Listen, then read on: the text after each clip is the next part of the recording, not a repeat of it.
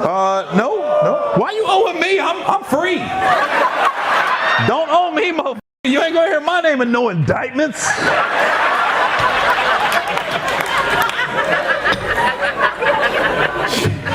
Why did you sound like you've been waiting the whole show to say that? You sound like you was in the front row of the balcony.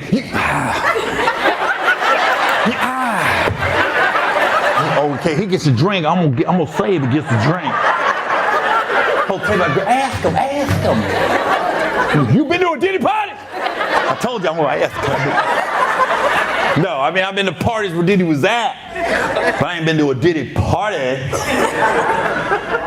I never went to no after shit either. So I got invited one time. I didn't go, and yeah.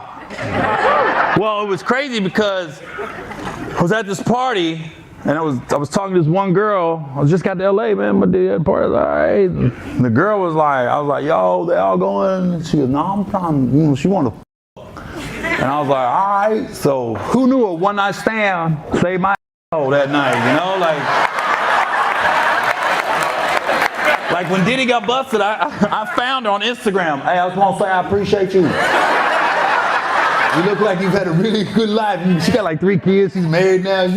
Congratulations on everything. And thank you so much. That's why one night stands are important, ladies. You're saving lives out here. I never saw that girl before that night. I never saw her after that, but we f***ed that night. Thank God. I had to get snipped up. I had twins last year unexpectedly. I mean, I'm not gonna say unexpectedly. I nutted in her. I mean, that's what happens when you nut in somebody. You get them pregnant. I hate when people say that dumb shit. That was unexpected pregnancy. I was like, did you nut in her? What do you think was gonna happen? Unexpected is when you nut in an esophagus or a belly button. That's an unexpected pregnancy, but not the vagina.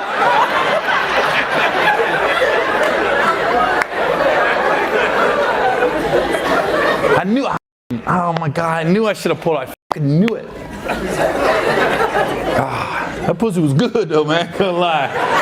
Because when I felt it happening, half my brain was like, pull out! Gary, get the fuck out of there! The other half was like, no, this shit feel good, we risking this shit. Oh my God, wow!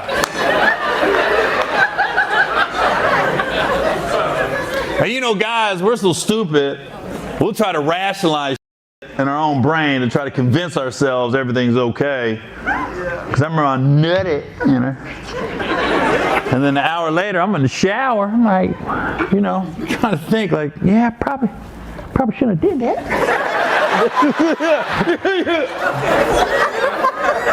And when she, here's the thing, when she called me and told me she's pregnant, I did the math. I was like, oh, we was in Italy. That's when I nutted in you, you know? So we was in Rome when it happened. So I remember because I was in the shower about an hour later, and I was in my brain, I was like, we should be good. We're American. We in Italy. We had a time change and customs, and I got my passport stamped. We should be good. I don't think two Americans can get pregnant in Italy.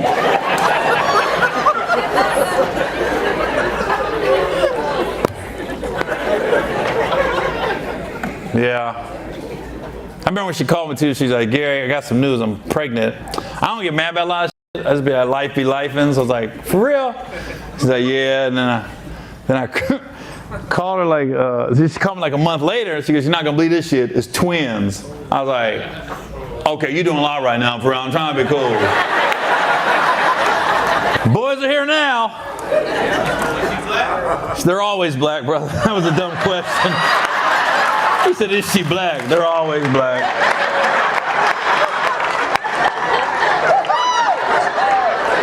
That was so stupid. That was the dumbest question I've gotten all year. Was she black? You see how I tried to get me caught up? I will be the only white guy if I did get a white girl pregnant. Black dudes be like, that sellout motherfucker.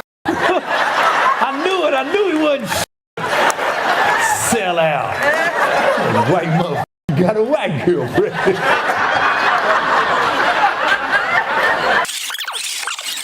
Are you guys married? Yeah.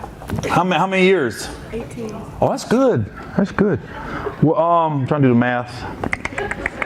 So you got married in 2006? Yeah. Okay. How long did you guys date before you got married?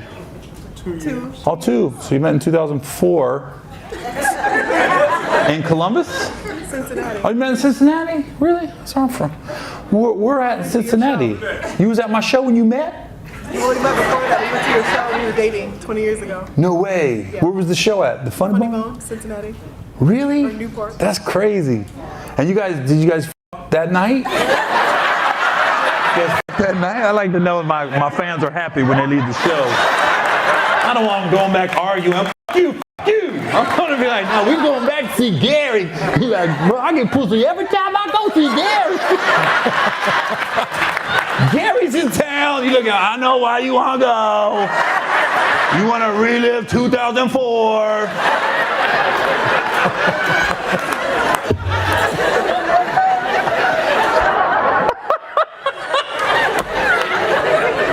That's always good, man. I'm glad. You guys live up here now? Yeah. What brought you up here? His job. Your job? You work for the university, or? Does he talk? Is he a mute? Because right now he don't give me shit. Just think about that pussy on the way home, man. Like, just say goodnight, Gary. Can't wait till this show's over, bro.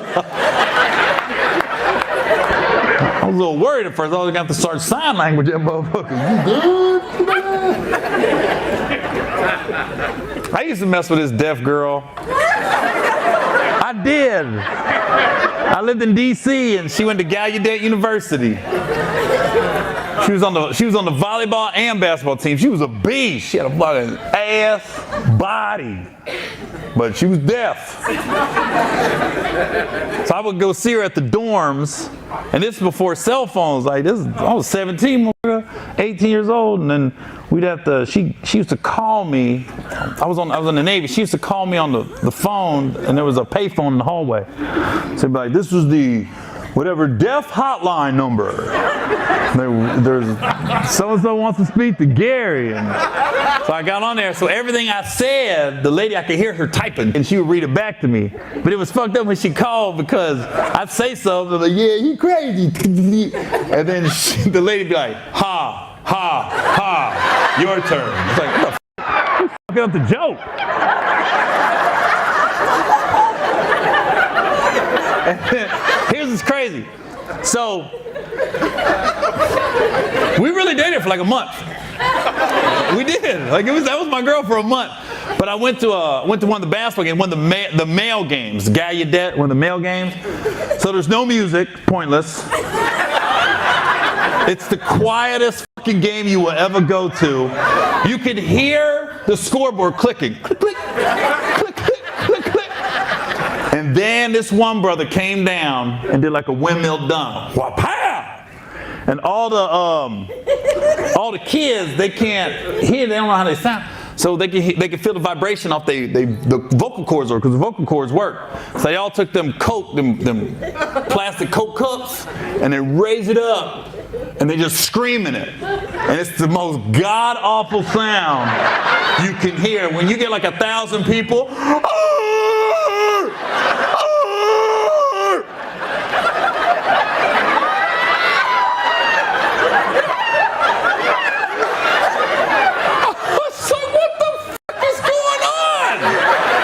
warn a motherfucker. You can't just be sitting in silence and then 1,000 people take a cup.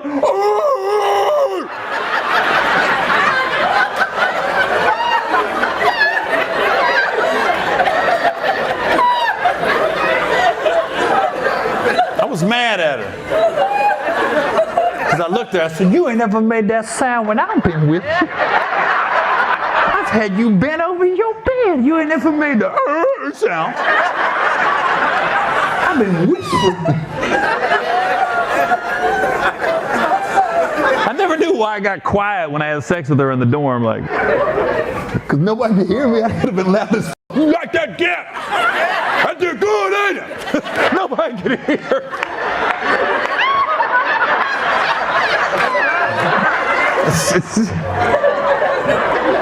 I enjoyed her, but man, that was different. It was different. When you silent, mama. You gotta tap her.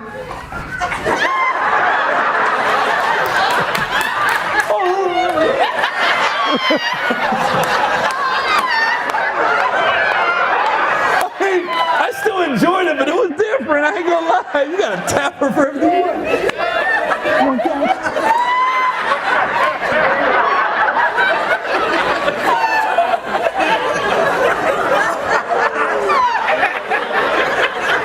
You got to taking me back, boy. Back down memory lane. That's why I always like coming back to Ohio, man. It just bring back a bunch of memories for me. First girl I ever fingered was in Ohio. Shouts out to Brenda. Not gonna give her last name, but damn. That's a big day. It's a big day in a young man's life, you know. Like I think women, maybe losing your virginity is probably, that's a big day, I'm assuming. But men, the virginity's big, but I think the day you finger bang a girl is almost as big as the day you lose your virginity, because that's the first time you're like touching a woman's private part. Because I'll never forget, it was like the first week of school, my junior year. You know, I was a late bloomer, because somebody went down. I know I heard you. I was a late bloomer. Because up until my end of my 10th grade year, it was like nothing popping off of my body. It looked like the movie Powder.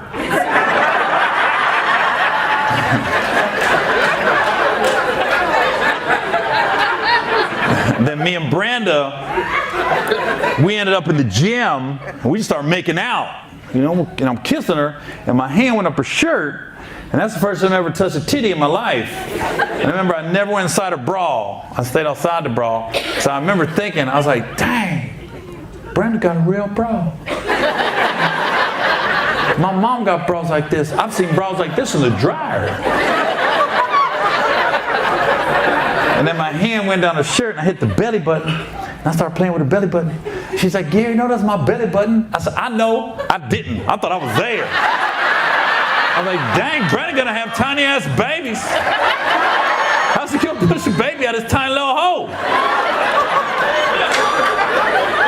I looked up, lunch was almost over. I said, I gotta make a move. So I put my hand down her pants. I had no idea how the female body worked. I didn't know when your fingers are down there for a few seconds, the weather's gonna change dramatically. Because I was like, ooh, you leaking. You leaking, Brenda. Your broke. You gotta go see the school nurse. Something wrong with you. What the f*** is this?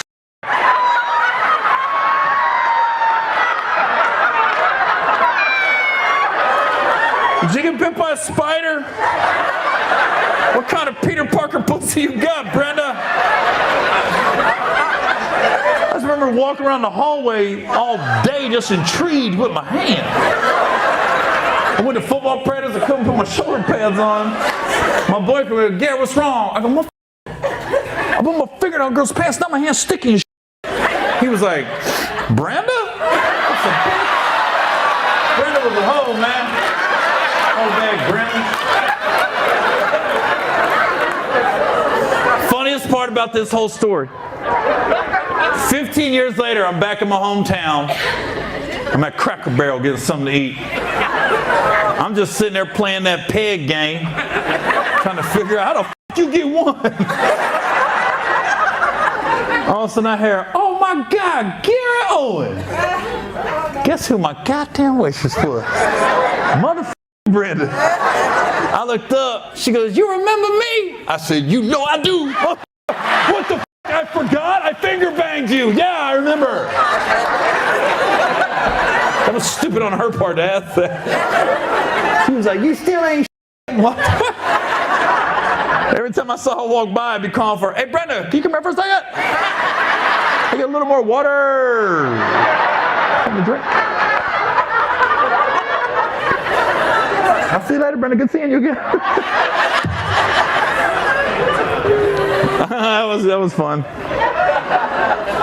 That was a long time ago. it's so funny too, because I grew up in Southern Ohio, but it was funny when I was, it brought back some memories when they was talking about the Haitians moved into Springfield. And it's black people is what they're really saying, you know. Like, I've never seen an Asian or Latino Haitian. But that's really what they're saying. I don't think it would have been tripping if a bunch of Ukrainians moved in.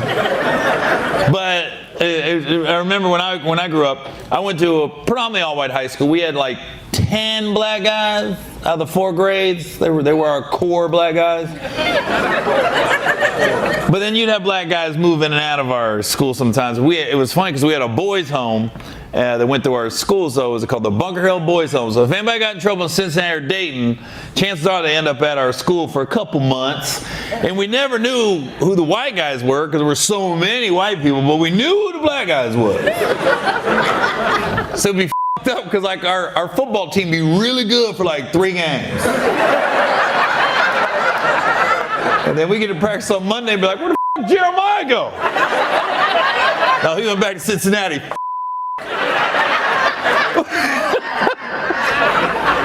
We'd be beating the f*** out of the all-boy Catholic schools and losing the vocational schools and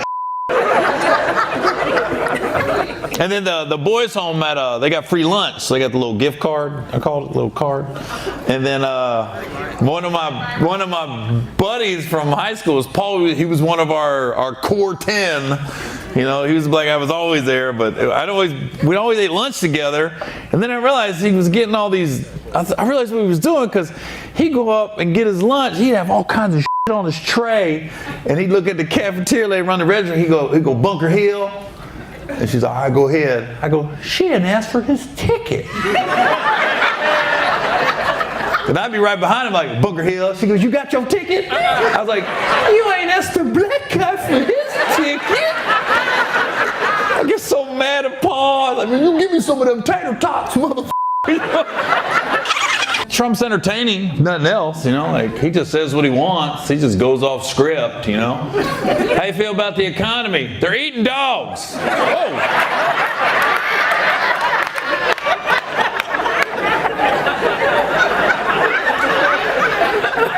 As soon as he said that, I was like, damn, he don't give a f*** about the Asian vote.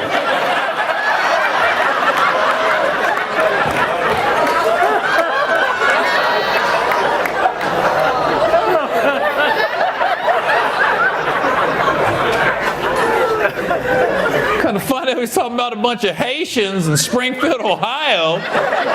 You know, there's at least one Chinese restaurant owner like, they eat the dog too.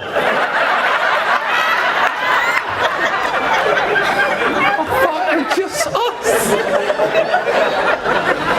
The worst part about it is, as soon as Trump said that about the Haitians in Springfield, the media just flocked to Springfield, Ohio, and interviewed the worst white people you can interview on the planet.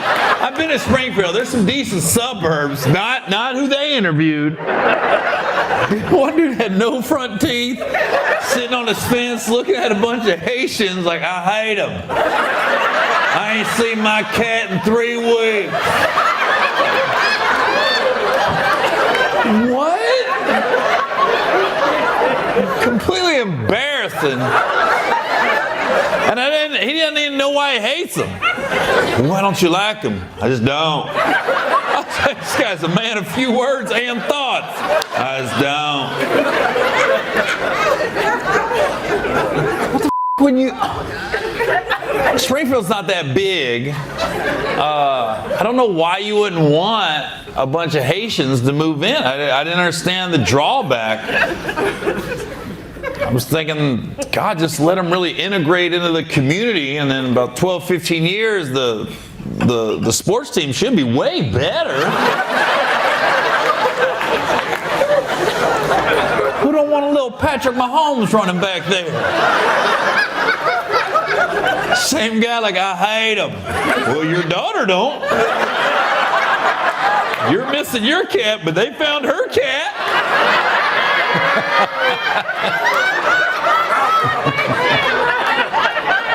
Because you know that's the one they're going to get. The one guy, I hate him. For sure knocking the bottom out of his daughter pretty soon. Father's Day is tomorrow, so happy early Father's Day, everybody. Shout out to all the single mothers that's doing both jobs, that made the wrong choice.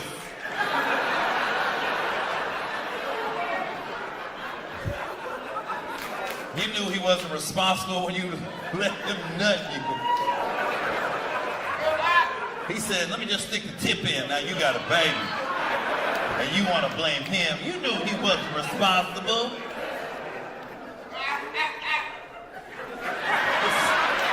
I think we found one of them right there. You're like, what you doing for Father's Day? Look, if they call, I don't know their number no more.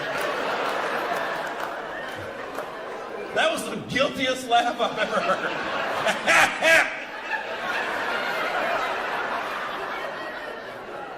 Just stick the tip in, babe. Just stick the tip. I've never met a man yet that just stuck a tip in. You just stick the tip in. Boop. Thanks, told you. That's all I wanted. I said, you can trust me, baby. It's a tip.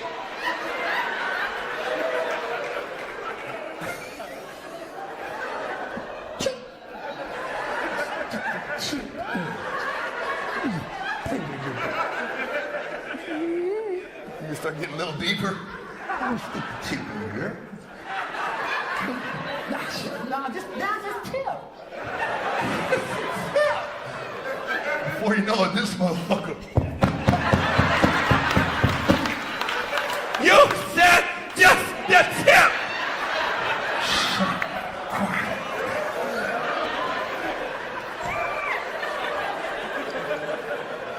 Don't nut me. Girl, you know I ain't gonna do that shit.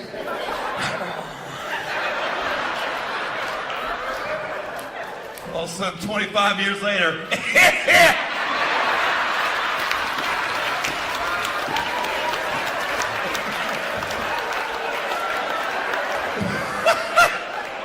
it's like your life story just played out right in front of you, dude. This motherfucker holding his head in his hand.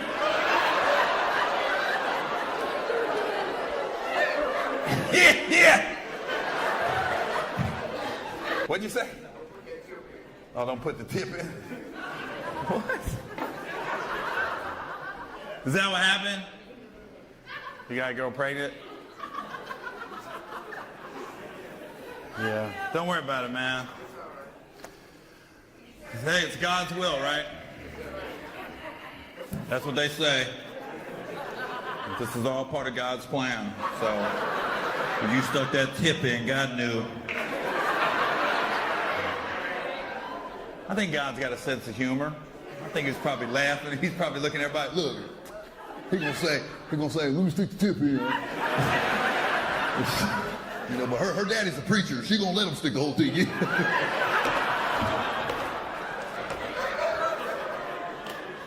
Them preachers' daughters, boy. Woo! A lot of them won't let you fuck, but they'll let you stick it in their ass. Maybe I told too much too. See what you did, man? I just told on myself. No, my pussy's for marriage. But this and this is wide open. But this pussy's for the Lord. Why do you have to wear the stuff on your hair? So everything's a choice. So you wear these, you choose to wear these. It represents self-respect and modesty. Mm-hmm. We don't show off our hair and our bodies. It's it's no different than like when nuns would wear the headband. Yeah. Very similar. So you guys stay covered. So Dan, the wedding night's a real surprise for the husband. Like, dang! I know you was holding like that. We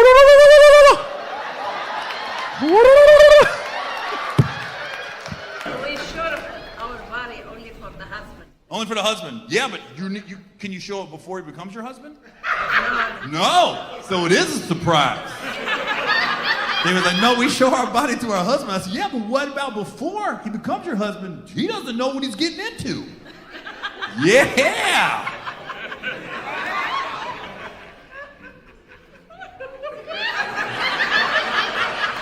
She thought she had me, and then she went, oh, he's correct.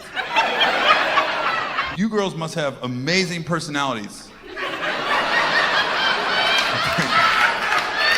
Like Muslim women, you guys must just be so engaging.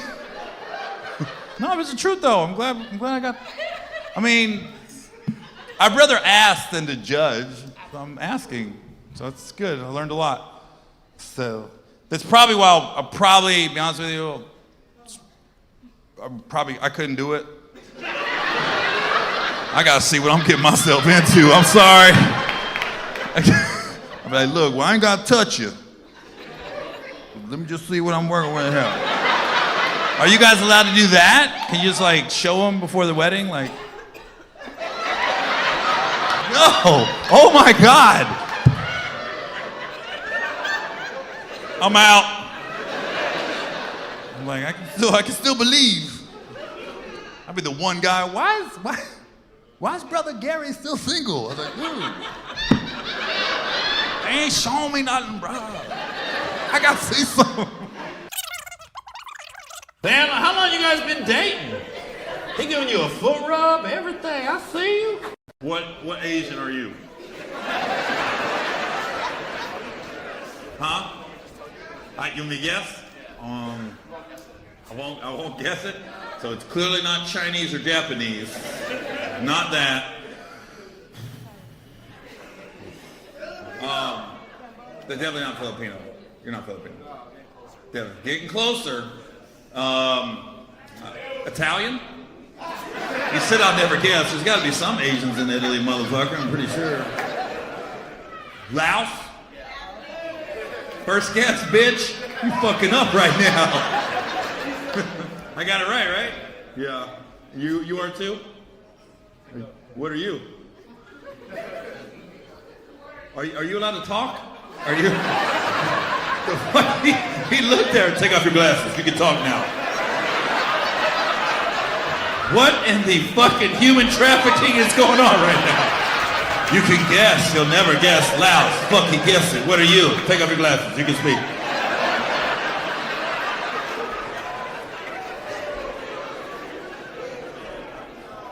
What are you?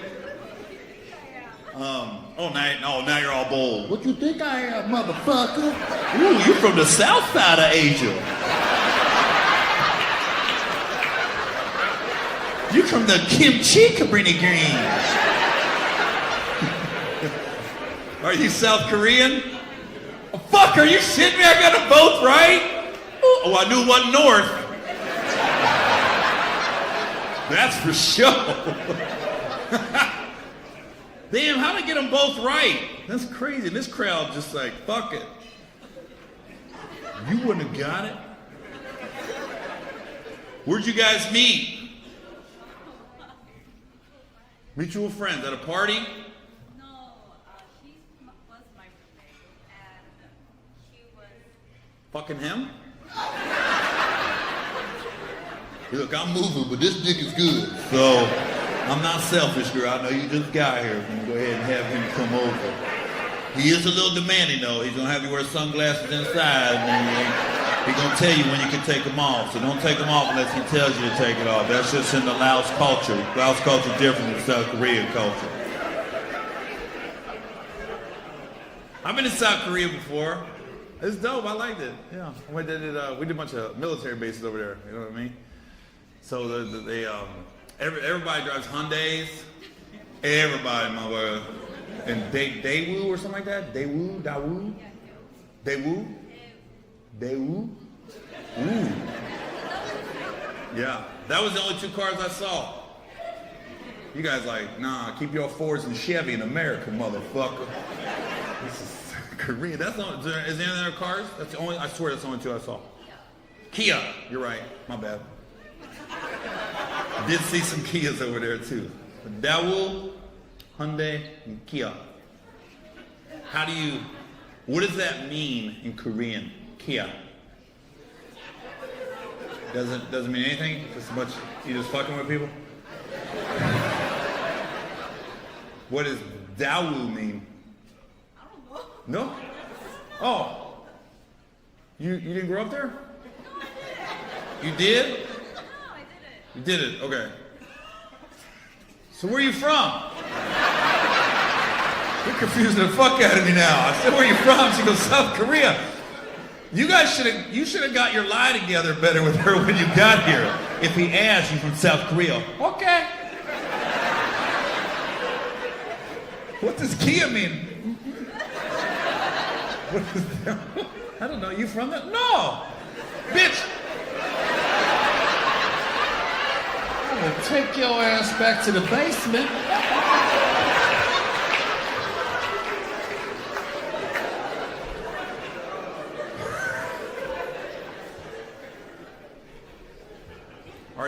Are you Christian? No.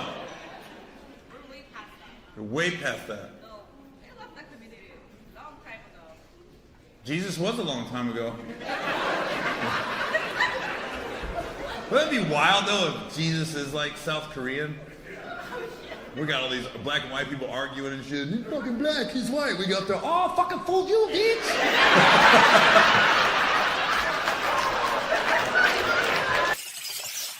Who's who? Oh, nice. Thanks for coming. It's a family night out. Sorry I talked about the Lord so much. I know your mom's sitting there like, I don't like him like that. Who was the disciplinarian growing up, your mom or dad? Your mom looks like it. She looked like she don't play. Yeah. Damn, your whole face changed, sister. She was like, yes.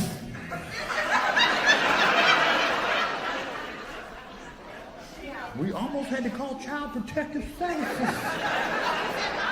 Huh? Your mama say call them? Yeah, call them. Call them motherfuckers. Your mom probably do. They're just gonna send Janice.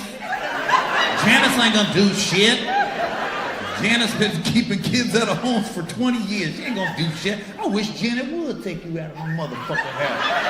I'll beat the fuck out of Janice and you. West Side? Is that bad? So I only know about South Side. I know South Side's bad. I don't know about the West Side. West Side's bad too? Damn, Chicago, where the fuck you go? You gotta go north. Head east. You don't want to go south or west. The fuck am I supposed to get to Indianapolis?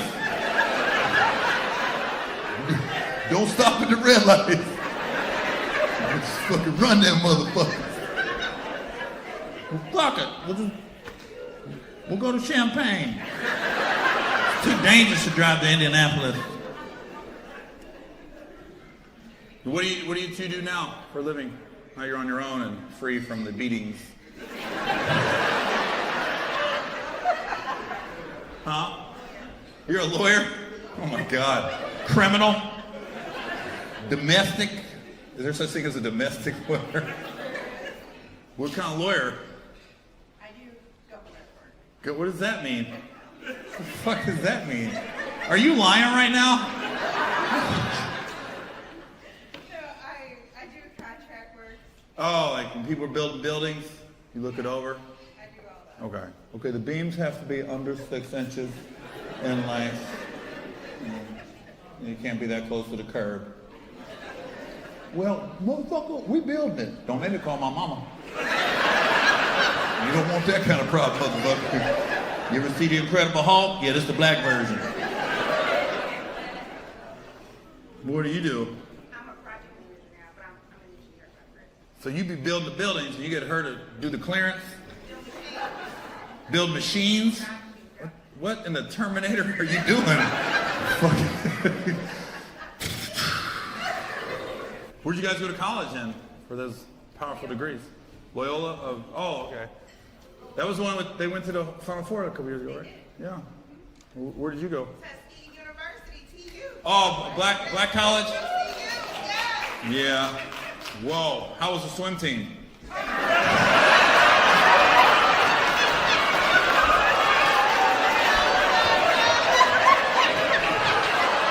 fucking doggy paddling.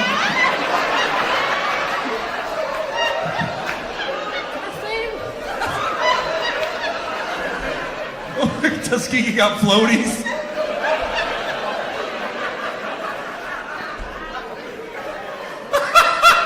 You ever seen the Olympics? Tuskegee's just...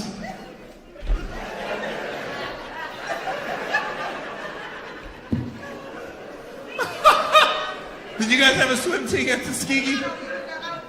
Yeah. That'd be pointless, really. Oh my God, the school record just got broken in the 100-meter freestyle. You know a bunch of people at Tuskegee, what, they got a 100-meter freestyle? Motherfuckers in the pool. I told that bitch come around here again. No, it's a swim. Oh, I thought this was a freestyle battle tonight in the pool.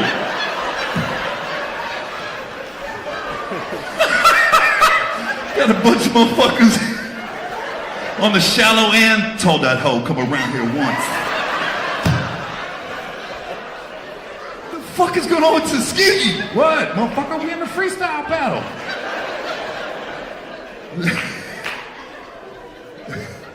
The next race is the butterfly. I ain't with that gay shit. You got me fucked up right now. Motherfucker, I'm here to freestyle. I ain't here to butterfly, bitch. Get back in your cocoon, hoe. Caterpillar your ass. I'm curious. I'm gonna look that up and see if Tuskegee has a swim team. That'd be funny as fuck. You know the girls, they ain't going underneath the water.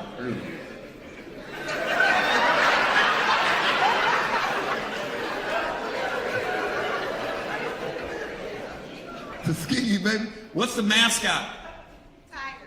Tuskegee Tigers. Golden tiger. Yep. Golden Tigers. Never seen a gold tiger. You know any famous alumni? Lionel Richie. You know who else? Keenan Ivory Williams. Dropped out to do In Living Color. Yep. Never looked back. That's why you can't claim him, because he didn't graduate.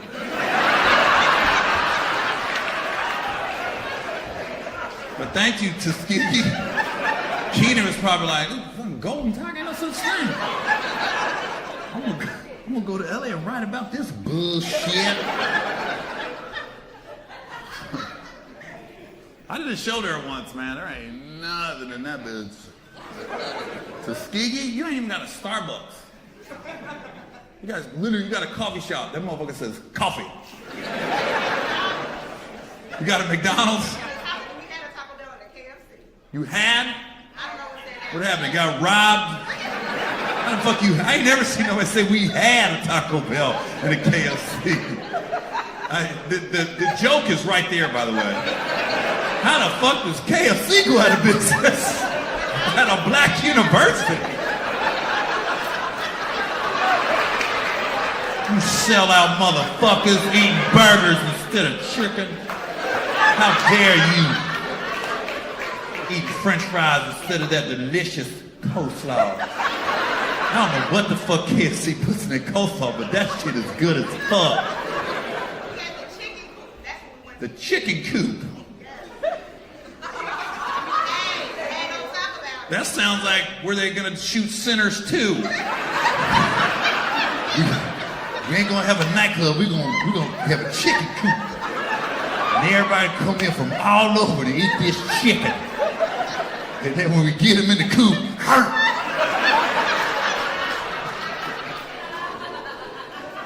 Sinners 2, Tuskegee Chicken Coop. We should go to KFC. You don't want KFC. Come on over to the chicken coop. Tastes better when the sun goes down. Why is the chicken coop only open from 9 p.m. to 5 a.m.? It's never open at lunch. Well, I feel like we learned a lot this afternoon. We still don't know if Tuskegee has a swim team.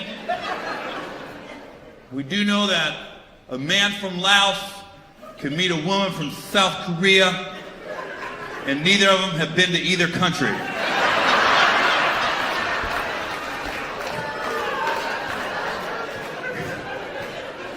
We learned about all the stereotypes you heard about black mothers fucking don't take shit and beating their kids is true.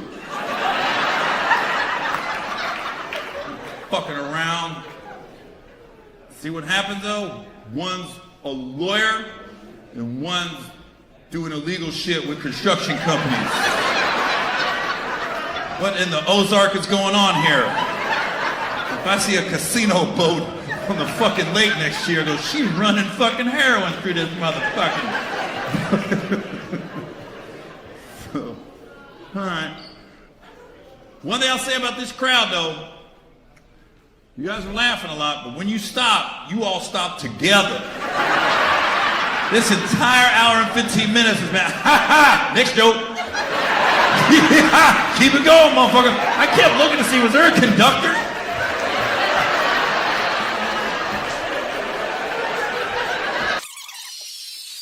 Father's Day is tomorrow, so happy early Father's Day, everybody.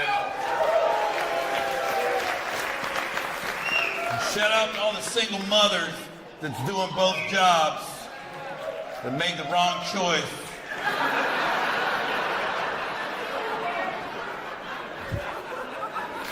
You knew he wasn't responsible when you let him nut you. He said, let me just stick the tip in. Now you got a baby. And you want to blame him. You knew he wasn't responsible.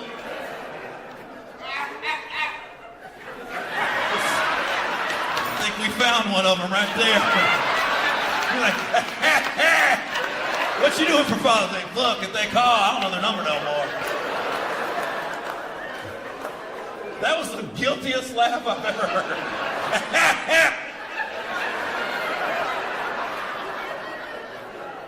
Just stick the tip in, babe. Just stick the tip. I've never met a man yet that just stuck a tip in. You just stick the tip in. Boop. Thanks, told you. That's all I wanted. I said, you can trust me, baby. It's a tip.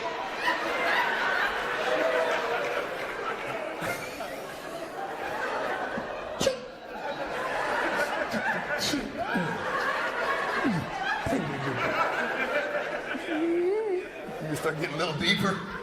Stick the tip in here. Nah, just tip. Before you know it, this motherfucker. You said just the tip.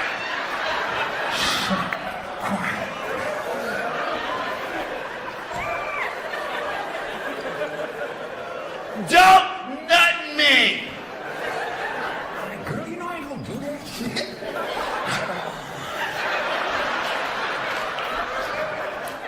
All of a sudden, 25 years later,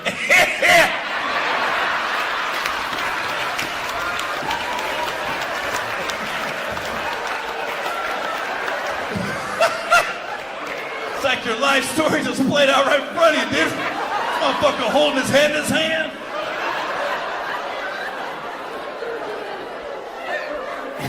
Yeah. What'd you say? Oh, don't put the tip in. What? Is that what happened? You got a girl pregnant? Yeah. Don't worry about it, man. Hey, it's God's will, right? That's what they say. This is all part of God's plan. So, when you stuck that tip in, God knew. I think God's got a sense of humor.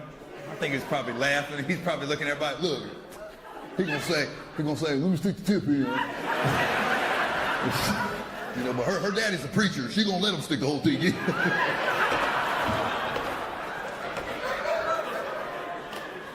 Them preachers' daughters, boy. Woo! A lot of them won't let you fuck, but they'll let you stick it in their ass. Maybe I told too much too. See what you did, man? I just told on myself. No, my pussy's for marriage. But this and this is wide open. But this pussy's for the Lord.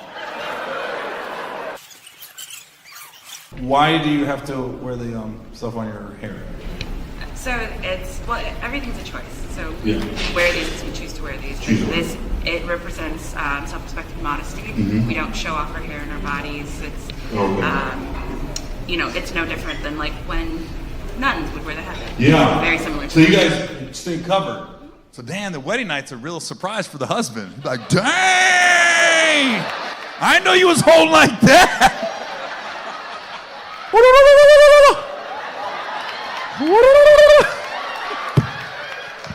show our body only for the husband. Only for the husband. Yeah, but can you show it before he becomes your husband? No. So it is a surprise. They were like, no, we show our body to our husband. I said, yeah, but what about before he becomes your husband? He doesn't know what he's getting into. Yeah.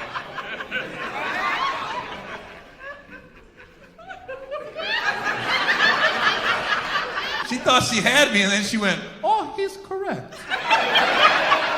You girls must have amazing personalities.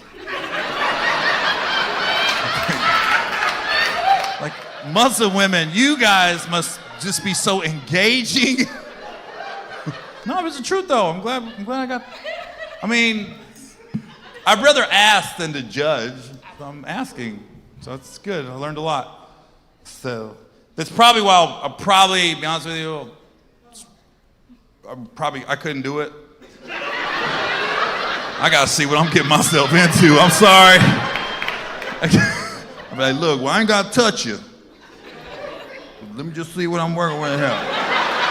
Are you guys allowed to do that? Can you just like show them before the wedding? Like, no. Oh my God. I'm out. I'm like, I can still believe. I'll be the one guy. Why is brother Gary still single? I was like, dude. They ain't showing me nothing, bro. I gotta see something. Dan, how long you guys been dating? He giving you a foot rub, everything. I see you.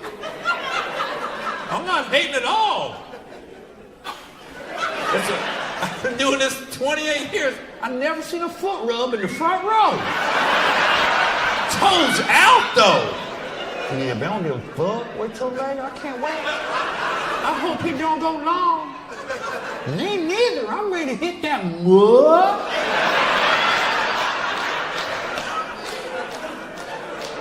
How long have you guys been dating? 3 years. Oh, wow. It's still like that. Man, what I'm talking about. Oh, that's when you know that. If you ever want to know if a pussy's good pussy, right there. 3 years. She's still rubbing her motherfucking feet. She whispering in his ear. That's what I'm talking about. You guys are married? Not yet. Engaged? Not yet. Okay. Well, maybe it's not that good. It's really good. Right there. I know it's fire. It's fire. I know it's fire. It's better than her head game. I'm just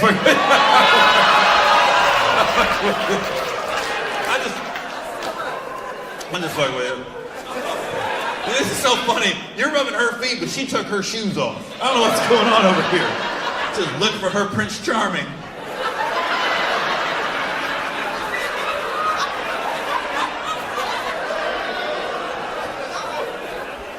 I've never seen this. I'm just right at home and... What's that? Relaxing. Relaxing, man. I'm not mad at it at all. Fuck. Do you? Shit. Just don't put it in your mouth. That'd be weird in the middle of the goddamn show. Shannon Sharp.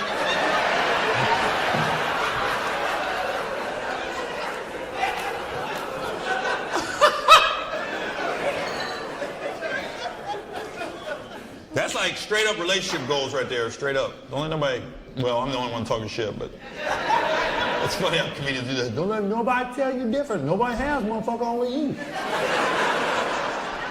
Because then, you know, sometimes you get couples, you're like, oh, this ain't gonna make it. They just be watching the whole show. Yeah. You two fucking cutting up, rubbing on each other, repeating shit, you know? He said Diddy Dicks.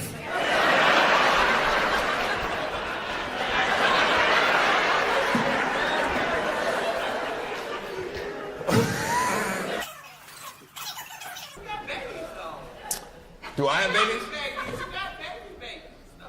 Yeah, I know. The first thing I gotta do with me, I didn't carry him. I'm just saying though, like you. What?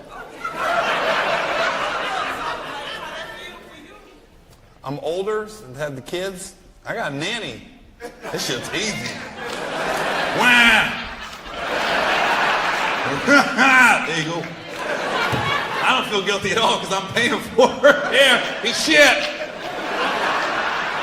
We was playing, I smelled it. Come on. I don't feel guilty at all, motherfucker. I'm paying for that shit. I don't change a diaper.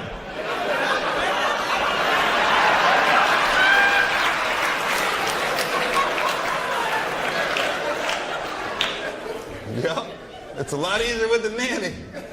Yo, when I tell you, when my ex, one thing, I had the twins, right? But when she found out I had a nanny, you got a nanny? A nanny? She was so mad. I was like, your boy doing good, baby. You want me to do good, because the alimony's still coming, right? She should be wanting me to be successful, because her alimony, I'm never late on that shit. Let a motherfucker have a nanny, motherfucker. Yeah, she was hot. You got a nanny? I didn't have a nanny. I said, well, you met me at the wrong time.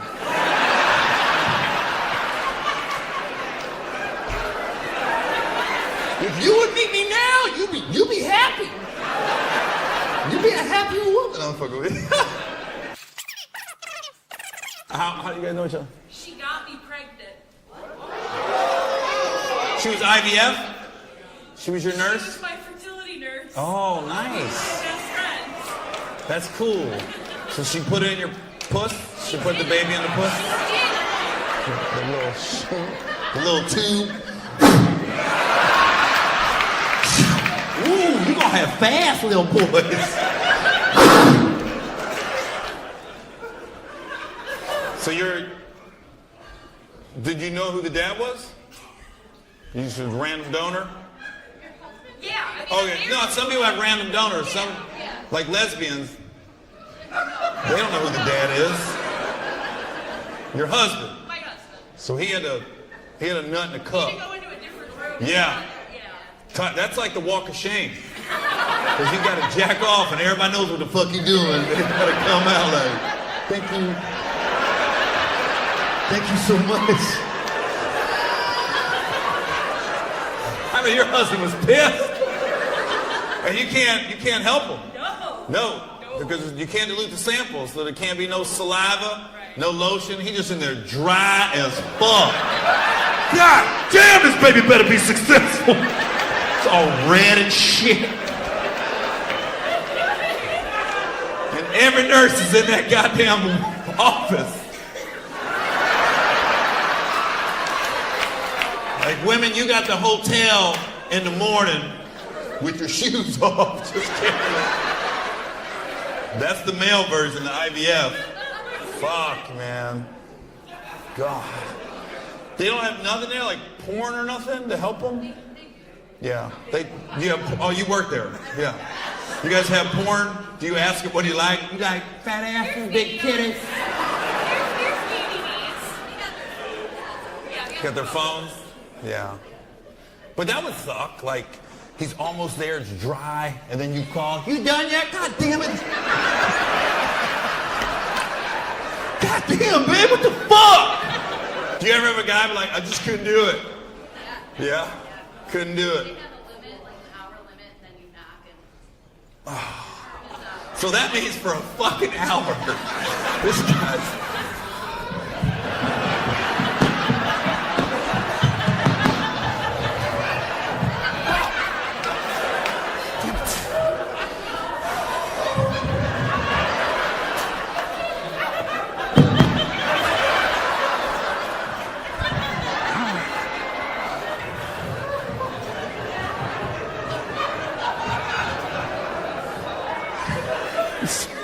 Set his phone up and shit.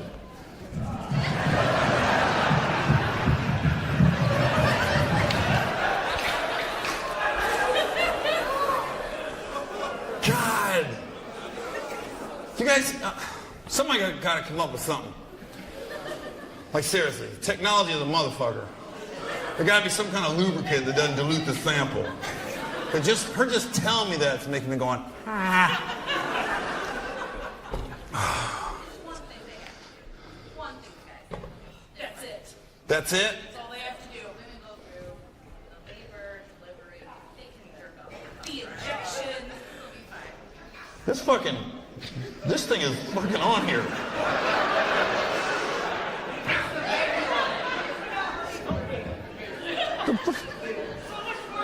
Fuck it. I'm trying to get this motherfucker up. Yeah, that's all you gotta do, baby.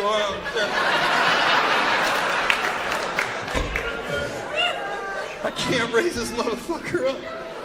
Fuck it. Yeah, that is true. I wasn't gonna try to defend men. Like, no, we're gonna do a lot more. But we can't feed them.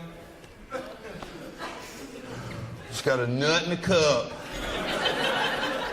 I guess, yeah. All right, we'll take the L on that one. Because then you gotta carry them, and you gotta feed them. Gotta go through labor and all that, and you still gotta suck our dick.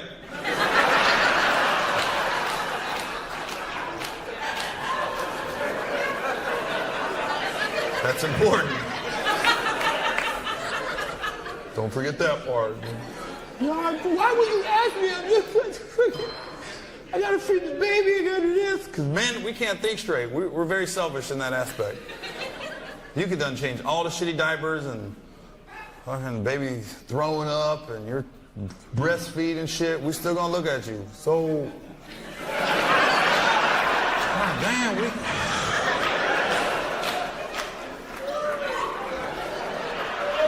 You don't understand. I don't. But I'd like to listen after you suck my dick. I want to listen. I want to be here for you. I gotta get this nut off. You gotta suck my dick to make me a better listener. It is true though, because once you suck his dick, we'll be right there with you. So how did it hurt? I'm sorry about that. Here, let me get your feet real quick, man. Oh, you own a restaurant? What's it called? The Soul Food Lounge. Well, man, she got all excited. Girl, your grits. I love your shrimp and grits, bitch. You like the Soul Food Lounge, green dress? Yes, I love it. Where's it at? North Lawndale Strong. We have two. One is Where? in North Lawndale, 3804 West 16th. And one is in Beverly, 10701 South Hill. All right. I don't know where. Is that downtown? No downtown. Is one of them up here? No. Okay, yeah. So it's in Chicago. You got to make a right at the airport to get the Soul Food Lounge. You make a right at the airport. Now, if you were like an acai bowl, you make a left. You come up to Schaumburg. You get granola, blueberries, kiwi. I'll have to look it up. I won't make it this trip. Is it a brunch spot or is it all day? We have brunch, we have dinner, we have midday. Oh, Local fusion, so yes. nice. And you came up with that? Me and my partner. Who's your partner? Chef Quentin Love. Ooh, Quentin Love. Sounds like a good chef. The way you said it, I was supposed to know, like, Chef Quentin Love. Where did you find Quentin? How do you find the world-renowned Quentin Love? He oversees both restaurants? That's impossible. No, I'm mainly south and he's mainly west. So you're a chef too? You be making the food? I'm from New Orleans, I'm not a certified chef, but I know how to. Oh, you just winging shit. Hey, what you put in your catfish? Catfish, motherfucker. We ain't serving bluegill here, motherfucker. It's catfish. You know what's in the catfish? Whatever in the catfish. Pull it out late, fry it up. What the fuck? That's some of these stupid ass questions. Yeah. How you be frying your fish? In grease. Some cornmeal. Cornmeal. Gluten-free, bitch. Cornmeal. Do you have a gluten-free menu? Yeah. Because I'm gluten-free. All right, I'll have to try it in the daytime. Because the way you said that and the way this crowd reacted, I'm not going there when the sun goes down. Ain't gonna be no sinners too. You ain't getting me caught up. I heard you guys are serving soul food in here. Come on, let me in. Let me in. Let me try some of that catfish. You see Quentin Love in the back?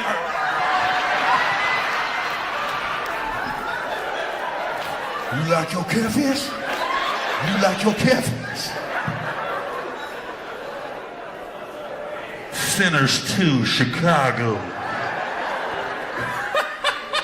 You have commercials and stuff? Yes, we're all on TikTok. Please Oh, okay. I'm talking about like commercials, like, you know, I thought you had shit on the radio and shit. Hey girl, what you doing this Saturday? Girl, you know I'm going to the Soul Food Lounge. Soul Food Lounge. We have brunch, we have dinner, we have a speakeasy in the back with our world-renowned chef that nobody's heard of, Chef Quentin Love. Hey, how you doing, Chicago? My name's Quentin Love. This is a little sampling of my platters right here. We got the oxtails from a grass-fed cow. We got catfish. We got baked fish. We got snapper. We got lobster tails. Dang, Chef Love, you got everything. Not one, but 2 locations.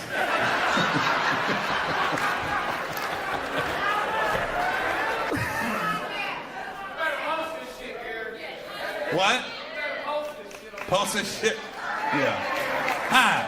Hey, Chicago. Yeah. Come on down to the Soul Food Lounge.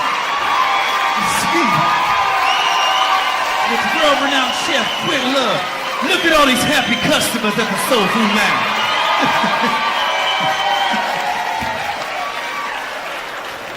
Small titties, big titties, everybody's invited to the Soul Food Lounge.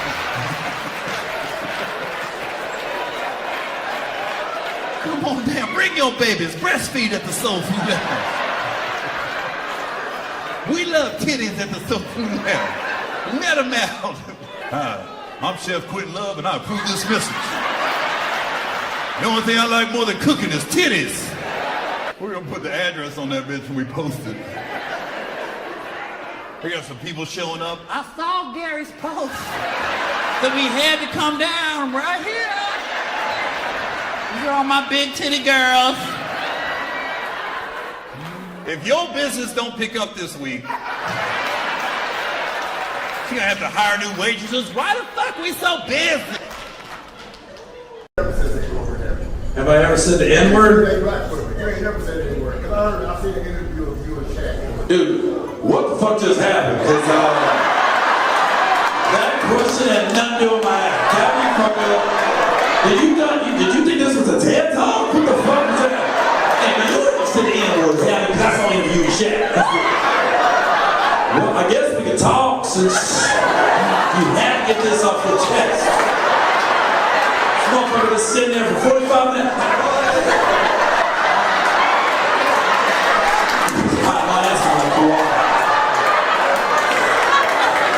I know you was talking about that the whole go over. And you ever think you said the N-word? Now let me ask you this. There's no fucking way, if I did say it, I'm not gonna say it on stage. I'll tell you I said it. I'm not gonna be a person like, I never said it. I'll put it like this. I've never said it like with malicious intent. I never said it as a put down. Motherfucker, I listen to rap. You don't think when I'm in the car by myself, I'm singing the fuck out of this song. They're not like this. But it's always been by myself. Windows rolled up. Nobody else around, and I still look both ways before I say, what you really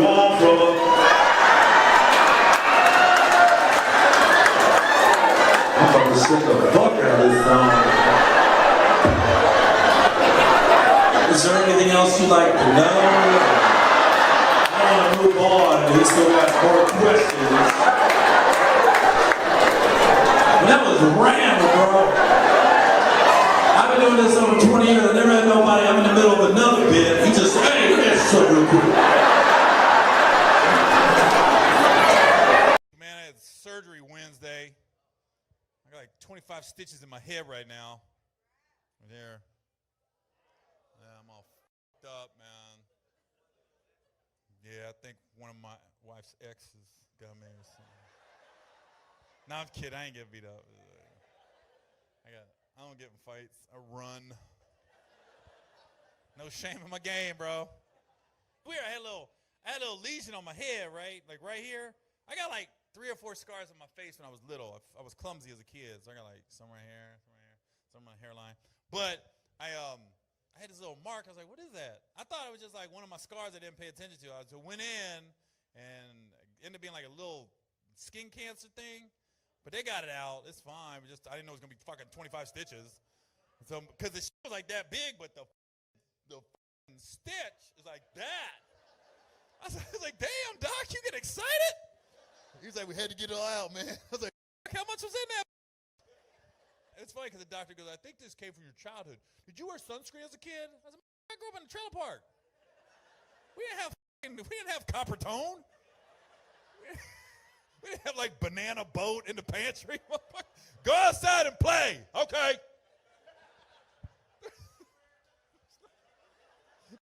Never wiped us down. We barely took baths.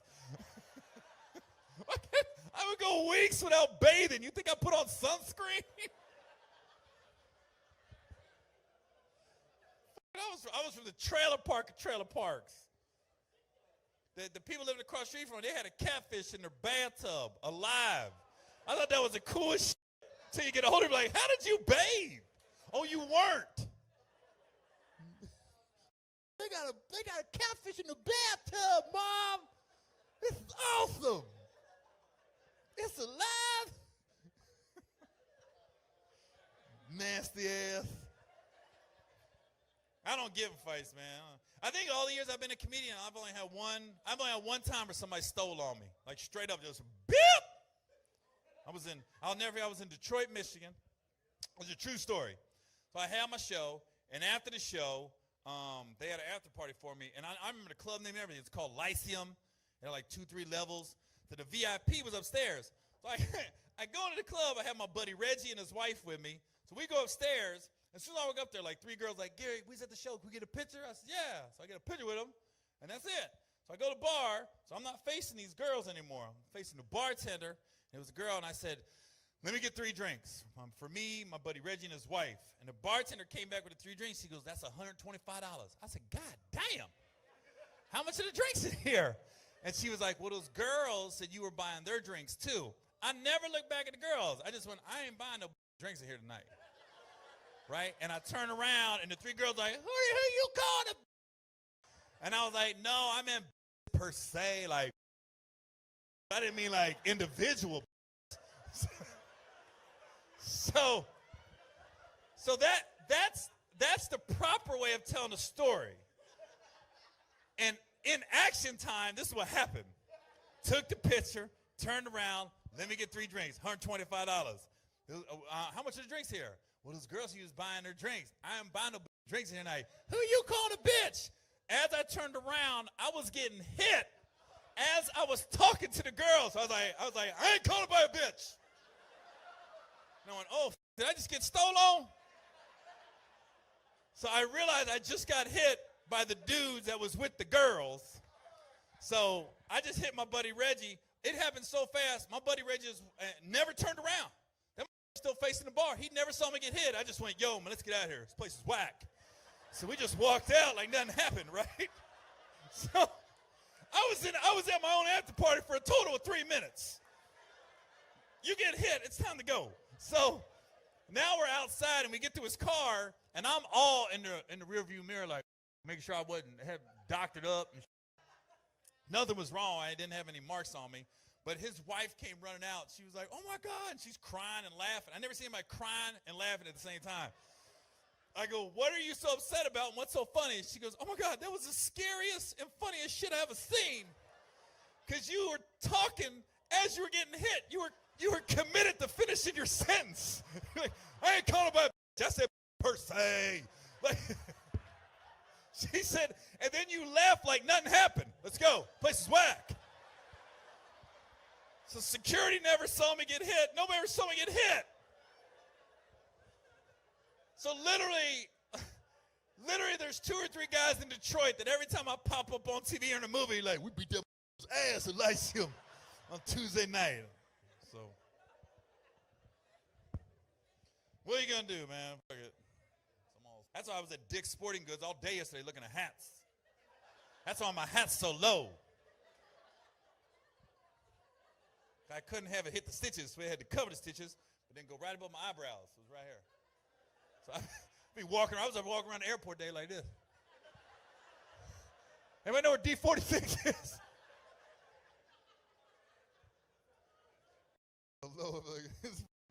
I never look right in hats. That's why I never wear hats, man. I look like Jerry's Kids or Unabomber, like a combo. I just want to bomb some, but I still need help. My head's like, it's uneven. I don't know what it is. It's all awkward and shit. Like, yeah, I'll be all right. Cock to the side a little bit, a little flavor on it.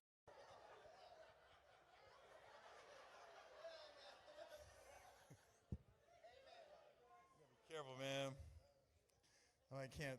She was like, just wear it backwards. I can't. They'll see the scar. And I couldn't get a fitted hat because it was too tight on my head, so I had to get one of these. And I didn't realize how big my head was. I'm down to the second to last hole. I was like, my head's big as got that Yao Ming. Trump's entertaining, nothing else, you know, like he just says what he wants. He just goes off script, you know. How you feel about the economy? They're eating dogs. Oh.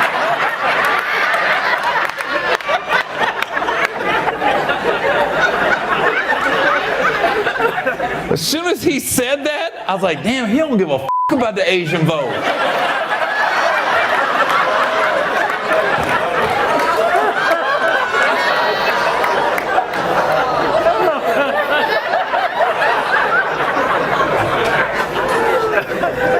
Kind of funny, he was talking about a bunch of Haitians in Springfield, Ohio.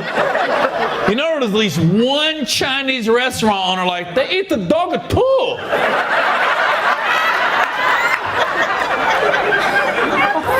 Just us. The worst part about it is, as soon as Trump said that about the Haitians in Springfield, the media just flocked to Springfield, Ohio, and interviewed the worst white people you can interview on the planet. I've been to Springfield. There's some decent suburbs, not who they interviewed. One dude had no front teeth, sitting on his fence, looking at a bunch of Haitians like, I hate them. I ain't seen my cat in 3 weeks. What? Completely embarrassing. And he didn't even know why he hates them. Why don't you like him? I just don't. I was like, this guy's a man of few words and thoughts. I just don't. What the f*** when you... Springfield's not that big. I don't know why you wouldn't want a bunch of Haitians to move in. I didn't understand the drawback. I was thinking, God, just let them really integrate into the community, and then about 12, 15 years, the sports team should be way better. Who don't want a little Patrick Mahomes running back there? Same guy, like, I hate him. Well, your daughter don't. You're missing your cat, but they found her cat.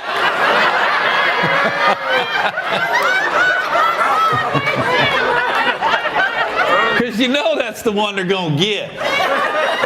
The one guy, I hate him. They're for sure knocking the bottom out of his daughter pretty soon. You know,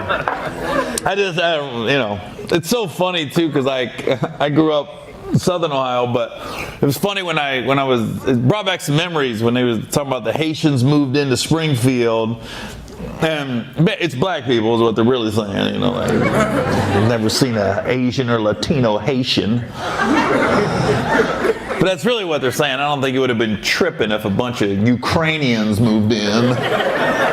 But I remember when I grew up, I went to a predominantly all-white high school. We had like 10 black guys out of the 4 grades. They were our core black guys. But then you'd have black guys move in and out of our school sometimes. It was funny because we had a boys' home that went to our school, so it was called the Bunker Hill Boys' Home. So if anybody got in trouble in Cincinnati or Dayton, chances are they end up at our school for a couple months. And we never knew who the white guys were because there were so many white people, but we knew who the black guys were. So it'd be f***ed up because like our football team would be really good for like 3 games. And then we get to practice on Monday and be like, where the f*** did Jeremiah go? No, he went back to Cincinnati.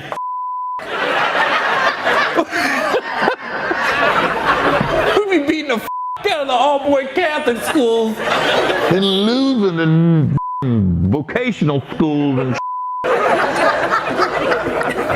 And then the boys' home they got free lunch, so they got the little gift card. I call it a little card. And then one of my buddies from high school was Paul. He was one of our core 10. You know, he was the black guy. Was always there, but we'd always ate lunch together. And then I realized he was getting all these. I realized what he was doing because he'd go up and get his lunch. He'd have all kinds of shit on his tray, and he'd look at the cafeteria lady run the register. He'd go Bunker Hill. And she's like, all right, go ahead. I go, she didn't ask for his ticket. And I'd be right behind him like, Bunker Hill. She goes, you got your ticket? I was like, you ain't asked the black guy for his ticket. I get so mad at Paul. I was like, you give me some of them tater tots, motherfucker. Even like with the election being next week, like I said, I'm not Brian to tell you to vote for, but it's funny to me. But like, I listen to all the people that are pro-Trump and anti-Trump, and I listen to people that are pro-Vice President Harris and anti-Vice President Harris. The big thing with Vice President Harris is people that don't want her to win. They'll say things like, she keeps saying what's she gonna do when she gets in office. Where's she been the last 4 years? Hadn't she somewhat been in office? And if I was her campaign manager, I'd lean into that narrative. I wouldn't even run from it. So next time she had an interview or a moderator or somebody trying to hit her with a question and she's trying to get her caught up, they'd be, well, you keep saying what you're gonna do. Why haven't you done it yet? You've been basically in office for 4 years. If I was her, I'd be like, I've been trying, but this old white motherfucker won't let me do a goddamn thing. And Biden's so old, he'd be like, who's she talking about? We gotta find this old white man that won't let her do shit.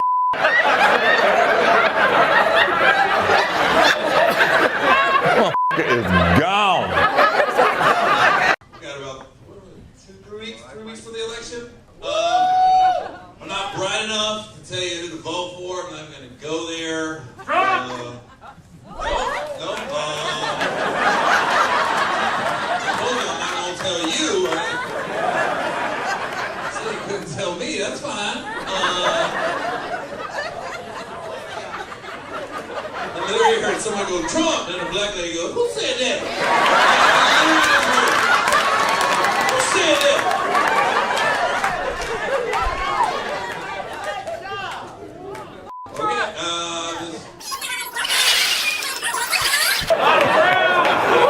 Somebody said, watch your mouth. What are you going to do? What are you going to do? I said, watch your mouth.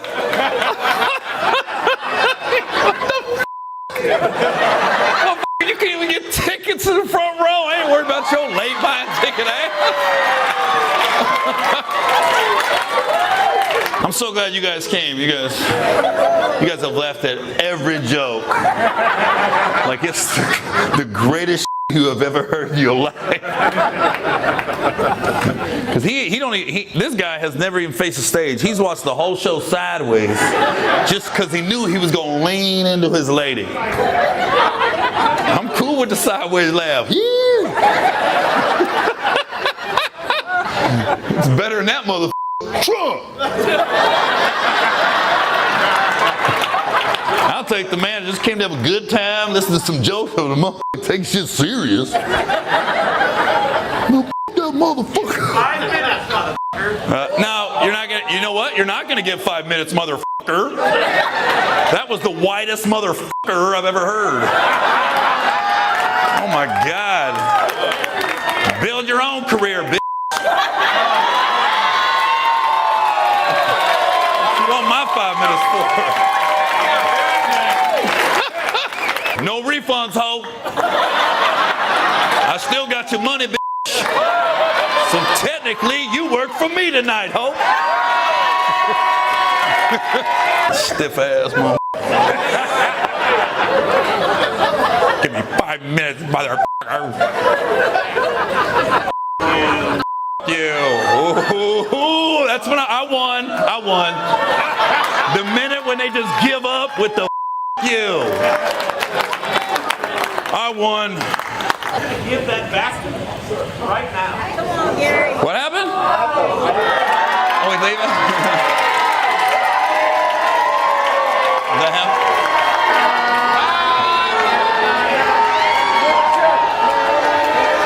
Oh, yeah. He looks exactly like I thought he was going to look, too. Oh, yeah. There's a lot of child on his laptop. I guarantee you that. Look at my face, motherfucker. Did you get stung by a bee?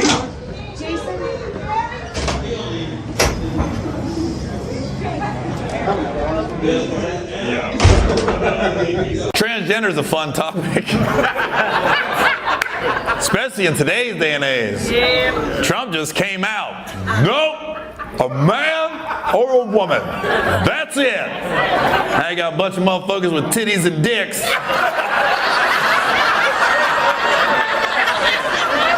What the fuck am I?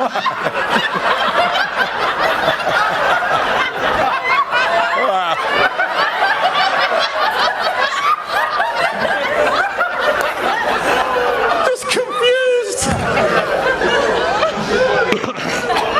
They're not mad, are they? All right, okay. I thought they left. Fuck him. I love my cock. I thought they got pissed. They got him right there. We're done. We're done. What you mad for? I just got the dick 2 weeks ago. Welcome back, girls. You had me worried. I thought you got mad. And I was like, what you do with tits and dick running around? And all three of you was like, fuck this!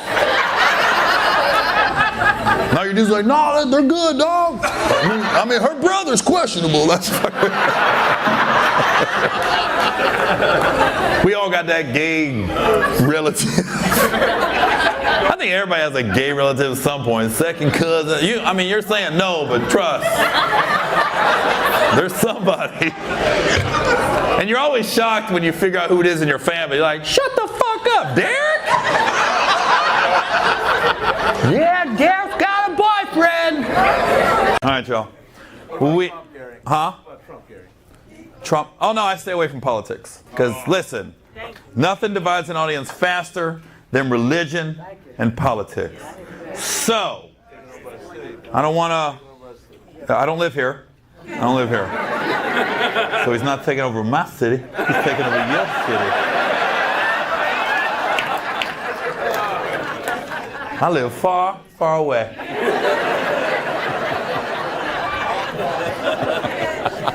My city's fine. We're not.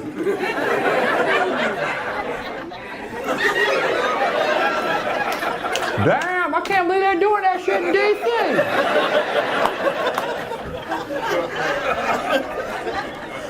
Yeah, I don't fuck with that shit, boy. I'm not smart enough either, bro. I don't know enough about politics. I don't want to be one of these guys that act like I know what the fuck I'm talking about. Because I don't. Even when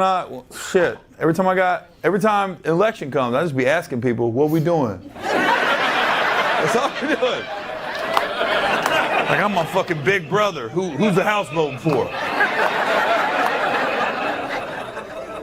I don't fucking know, bro. I grew up in a trailer park, motherfucker, doing the Navy. I don't know shit about politics. Dude, I've been trying, what do you think about his foreign policy? He put the National Guard. And I was like, oh. Dude, I checked out when The Apprentice got canceled, man. How the fuck you gonna let that motherfucker from Poison win? He ain't raised no money though. Holly Robinson Pete raised more money than he did. He gonna let Bret Michaels win because he had a stroke. I knew he was fucked up from that moment on.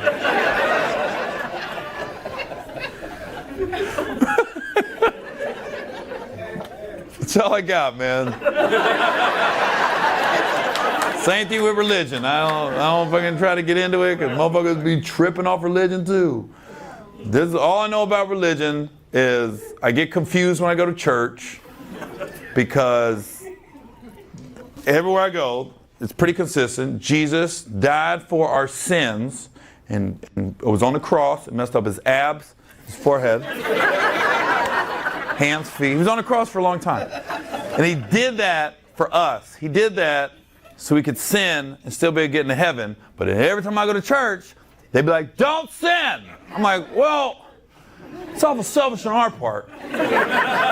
Jesus went through a lot. I think we should sin a little bit. I mean, just to show our appreciation. Like, when I say sin, I don't mean kill or rob nobody. For a blowjob, that's okay. That's a good way to say, thank you, Lord, I appreciate this. Because, hell, a good blowjob is going to make you say Jesus Christ anyways. Jesus Christ. And you always look up. I got to get out of here. I'm Garrett. Thanks for hanging with me so long. I appreciate y'all. Thank you. It's going to be crazy in a couple weeks, though, when Joe Biden finds out he didn't win. It's going to be wild. At this point, I wouldn't even tell him. I just let it ride. Like, did we do it? You did it, Joe. You did it again. I told you. Shark the world.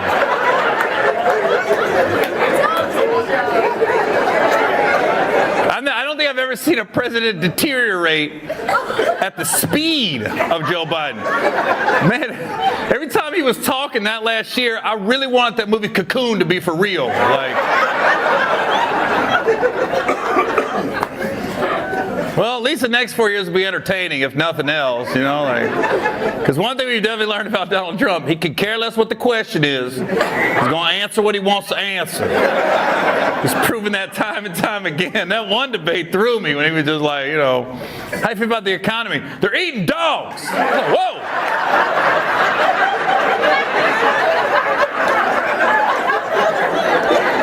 Man, when he said that, I was like, oh, he don't give a fuck about the Asian vote.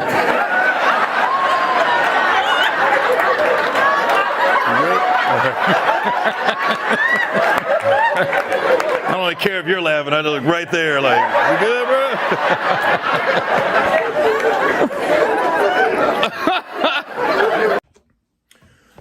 So Donald Trump got indicted. And, let me fix that. So Donald Trump got indicted, and I see people going crazy on the internet like, oh, this is it. We finally got him. We finally got him. I'll be honest with you. I don't think nothing's going to happen. I think it's going to be a lot of fun for CNN and Fox and Comedy Central and Saturday Night Live, a lot of stuff to talk about. But in the end, nothing's going to happen. I think Donald Trump literally looks at his life like he's living in the real life WWE. There's all these different storylines and plots, and there's been hookers and different islands he goes to and tax evasion, and then in the end, nothing happens. I think this is the same thing. He got indicted. People that are Trumper thumpers are like, this country's going down the drain, and it's a witch hunt. And then Trump haters are like, finally, I've been waiting for this day. We finally got him. And in the end, nothing's gonna happen. I'm just waiting for like Hulk Hogan or Roman Reigns to come out at any moment. It's like there's you got Democrats and you got Republicans, and you got some people they just vote Democrat, and some people they just vote Republican, and then you got the thumpers, the Donald Trump. I call them Trump thumpers, and that man can do nothing wrong. Okay, if he does get in handcuffs and we get to see it, watch. There'll be protests on either side. The Trump thumpers are going to talk about how this country's going to go down the drain and da-da-da. And then the people that hate Trump are going to be like, yes, yes, yes, put him in jail, throw away the key. He'll probably be out the same day. And then this is all a bunch of do about nothing. Nothing's going to happen to him. He's got too much power, too much loot, and he's got the right connections. So I'm just saying, I'd be shocked. I would be shocked if anything comes of this. But yeah, I feel like Vince McMahon, if he runs for president again, Vince McMahon should be the vice president. And then he should just assign all the WWE wrestlers to be Secretary of State and on the Supreme Court and everything. Because this is just much ado of nothing, I bet.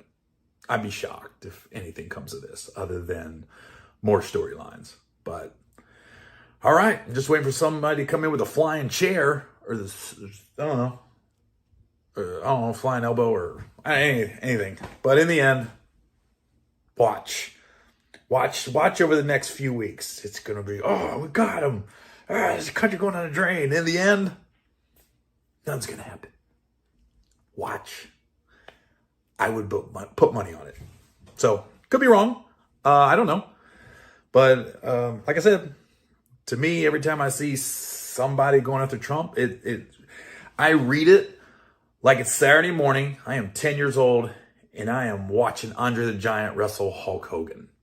I'm just like, it's like a bunch of storylines that some people think it's real, but deep down we know it's fake. And I think Donald Trump lives his life like he's in the WWE. Like it's a bunch of drama and storylines, but it's not real. So, just like this indictment, rings to me like a storyline. All right, watch everybody get all up and watch the next couple weeks. Everybody's gonna go nuts, and then 6 months from now, we'll see what new story comes along. But I don't think anything's gonna happen. That's just my opinion. Hey man, I'm just running a little bit behind. I didn't want to do that, so I came up with a lie, and I'm coming clean right now. I'm gonna blame my wife for me running late this morning while we were filming, because she did put me behind schedule a little bit. But I don't know why I lied, but I just made it right, I guess. But literally, I was just running late. Last week I was in Richmond, Virginia. Thanks to everybody that came out. We sold out 6 shows. We had 5, and then we added another one. Richmond's got interesting town because I was in the suburb. The Comedy Club in Richmond, Virginia is in a suburb called Short Pump, and it's about 20 minutes from downtown Richmond. And Short Pump, it's weird. There's some freaky shit going on in Virginia. Now it kind of explains Chris Brown a little bit because the Comedy Club is in Short Pump. I'm at the Funny Bone, and it's right next to Dick's Sporting Goods. And the nearest university is Longwood.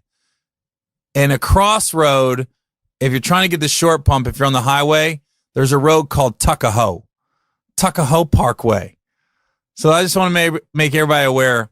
Richmond, Virginia, the Funny Bone is right behind Dick's in Short Pump near Longwood University, right off Tuckahoe Boulevard. What the fuck is going on in Richmond, Virginia? Please tell me who made up these names. And then the main street is Broad. So, I don't know. Hey, go down Broad and meet me at Tuckahoe. We're going to the Funny Bone behind Dick's, but I can't stay out late because I got to study. My final exam at Longwood is next week. What? No, hold on. My hotel was on the corner of Broad and Knuckles. What? What's going on in Richmond? Hey, where you at? Man, I'm at the corner of Broad and Knuckles down the street from Tuckahoe. What? Who came up with these names in Richmond, Virginia? All right, but thanks to everybody in Richmond that came down to see me. Now my allergies are acting up. I don't do drugs. I don't do cocaine. So I've noticed myself sniffing already. Because I did an interview with Vlad TV about 6 months ago. And when my allergies kick in, they kick in. And I don't know why. And the whole time I'm doing this Vlad interview, I'm sneezing and we keep having to take breaks. But if you look at it on YouTube, I'm always sniffing. But they don't know that we're taking breaks and doing an interview because I literally got to blow my nose and I got tissues. It's not to that extent right now. But when you see the interview on Vlad TV, people are like, I know a cocaine head when I see one. I'm like, nah, it was allergies. And for whatever reason, my nose is just acting up. It does it. I think my nose just turns on me every now and then. That's what's happening right now. So if you hear me sniffing on this podcast, I'm not doing drugs. It's not because of cocaine or anything else. It's just allergies. This weekend, October 13th, I'm in Washington, D.C. at the MGM National Harbor. And then next week, October 18th to the 21st, I'm in Ontario, California at the Improv. And then October 26th, I'm in Oklahoma City at the Tower Theater with Russell Westbrook of the Oklahoma City Thunder.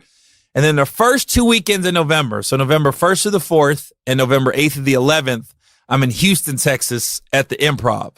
I used to push myself and do like 14 shows in 4 days. And then my manager goes, why don't you just do 2 weekends there? You sell out all the shows. I go, why didn't I think of that? That way I ain't got to kill myself 3 shows a night for 3 days straight.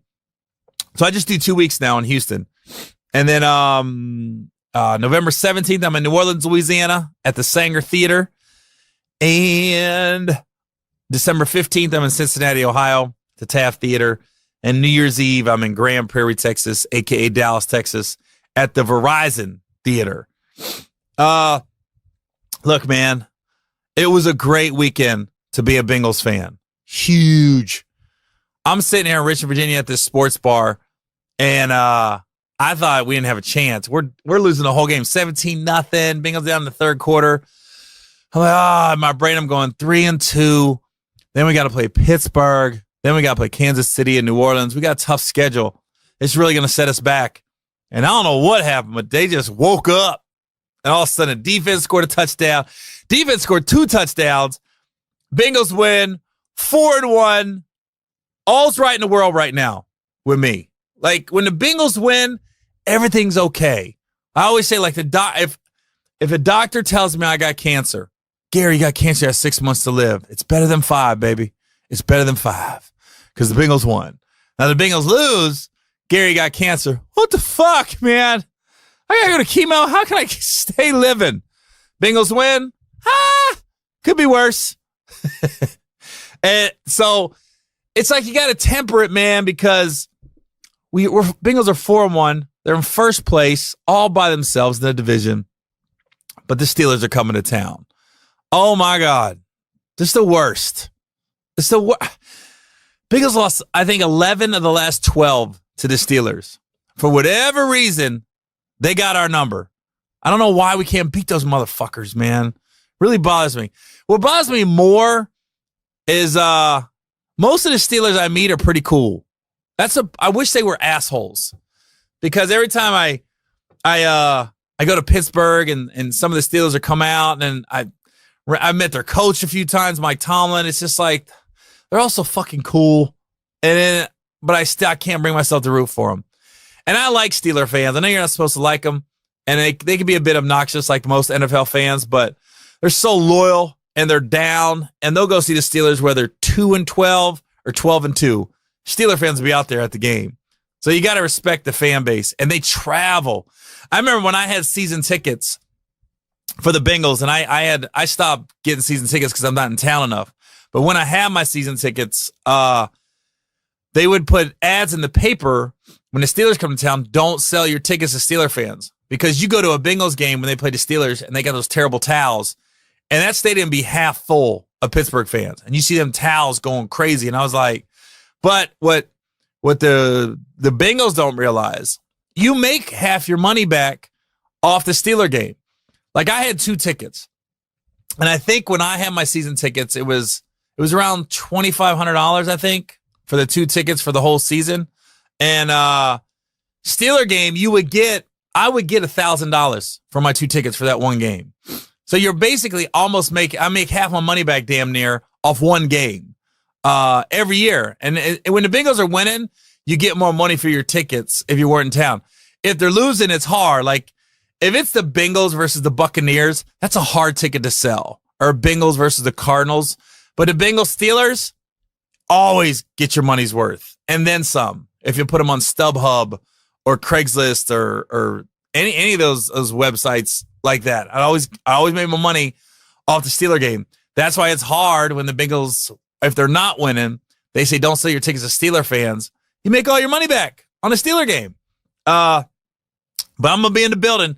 I'm in D.C. the 13th, and I'm flying back early so I can make that game on the 14th. I said, man, it's crazy because usually I work my schedule around the Bengals schedule when it comes out.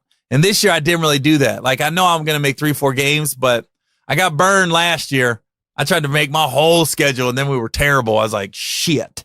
You get to December, you're like, why did I do this? Why am I in the cold for this game that nobody cares about? So, hey, it's just a good time to be a Bengals fan. Now, if you're an NFL fan, it's clear who the best 2 teams are. It's the Kansas City Chiefs and the Los Angeles Rams. And then there's a huge drop-off. Now, you could say, as long as Brady's in the league, Patriots got a chance. Yeah, that's true. But right now, I mean, the Steelers and Chiefs are just head and shoulders above everybody else. And they play each other this year, too. There's a real good chance they could both be undefeated going into that game. Let me look and see when they play each other. Because I know they play. I saw it on ESPN that the Chiefs and Rams. November 19th. Oh, and it's a night game. They must have thought they were going to be good. It's a Sunday night game. Oh, is it? It's a Monday night. Shut the fuck up. It's a Monday night game. The NFL got lucky with that shit. November night, Monday night. No fucking way. No way they got lucky like that. So November 19th, Chiefs versus Rams. That could be 2 undefeated teams. Because the Chiefs got the Patriots. Ooh, that's gonna be a good one. Then they got the Bengals, where I hope they lose. And they got the Broncos, they're at the Browns, they got the Cardinals. Man, they could be undefeated. And who the Rams got? The Rams got at the Broncos, at the 49ers, home versus the Packers, at New Orleans versus Seattle, and then the Chiefs. Man. The Rams guys, they could both be undefeated going into that game. That's crazy. That's crazy. And how did NFL get lucky like that shit? That they made it a Monday night game by accident. That's crazy. Okay, something funny happened on social media. So I come across this, somebody sent it to me. They tagged me in it, so I saw it. This tweet, and it's funny, and I think it makes a lot of sense. Some girl she goes, yeah, I'm white, but I'm not Trump white. I'm Gary Owen white. I was like, I should make a t-shirt. If I made that a t-shirt, I'd probably sell that shit out of that after my shows. Yeah, I'm white, but I'm not Trump white. I'm Gary Owen white. And I reposted it. God damn. Right now, I reposted it last night. It's got 46,000 likes already. And I just posted it last night. That, yeah, I'm white. I'm not Trump white. I'm Gary Owen white. I always say, if you ever come to pay to see me perform, I don't do Donald Trump jokes. I don't do political humor for a few reasons. One, I'm not that smart. I'm not that bright. I don't know enough about politics to talk about. That's why if you listen to my podcast, I don't talk about politics that much. I just don't know enough about that shit. I get bored. I get bored watching CNN. I get bored watching Fox News. I get bored watching MSNBC. I'm more of a ESPN type dude and Netflix. I don't know enough about politics. So I don't ever talk Trump during my act on the road. And I also think we get it fed to us 24/7. And I want people to, when they pay to see me, they get a break from that. They get a break from politics and Trump shit. It's just it's 2 hours where you don't have to worry about any politics being brought up. And a lot of times at the end of my shows, when I do comedy clubs, I'll do a Q&A. I'll be like, you guys got any questions? And never fails. Somebody always be like, Trump, what you think about Trump? And I always got to tell them, I don't do Trump jokes. I just made a conscious decision about 6-7 months ago. I was like, you know what? And I told my opener, I said, dude, don't do any political jokes. I go, I want my crowd to have a break from all that shit because it's getting force fed to us 24/7. And I always tell people, go to D.L. Hughley's page. If you want to know how I feel about politics, go to D.L. Hughley's page. He's more passionate about it than I am, and he's definitely more educated about it than I am, and he's smarter than I when it comes to politics. So if you want to know what I feel about Donald Trump, just go to D.L. Hughley's page, and he usually's got a handle on it. I don't agree with everything he says, but probably about 80%. I agree with DL when he's talking about that stuff. Now, I'll tell you what movie I saw last night. I saw I'm about to sneeze. I'm trying to hold it in. If you're watching this on YouTube, my eyes might have just got watery. You ever try to hold a sneeze in and then it's all in your brain? That's what just happens. So I've held sneezes in before at meetings and airports. I'm like, you all right? It'd be like, something happened? Like, it looks like I'm about to cry. It's not, just holding a sneeze in because I don't want to be rude. Hold on. Okay, I just held it. It's a gift. Now, I saw the movie A Star is Born last night. Man, they might sweep the Oscars this year. Bradley Cooper, he's the director and the star. He might get both. Lady Gaga's, everybody's getting nominated. Sam Elliott's good. And it was interesting, man. I'm watching A Star is Born. And rumor is Bradley Cooper and Dave Chappelle are like best friends now. So when I heard that and I found out Dave's in the movie, I'm thinking Dave's in it. Dave's in it for about 5 minutes. But what I noticed is there's a lot of comedians in this movie.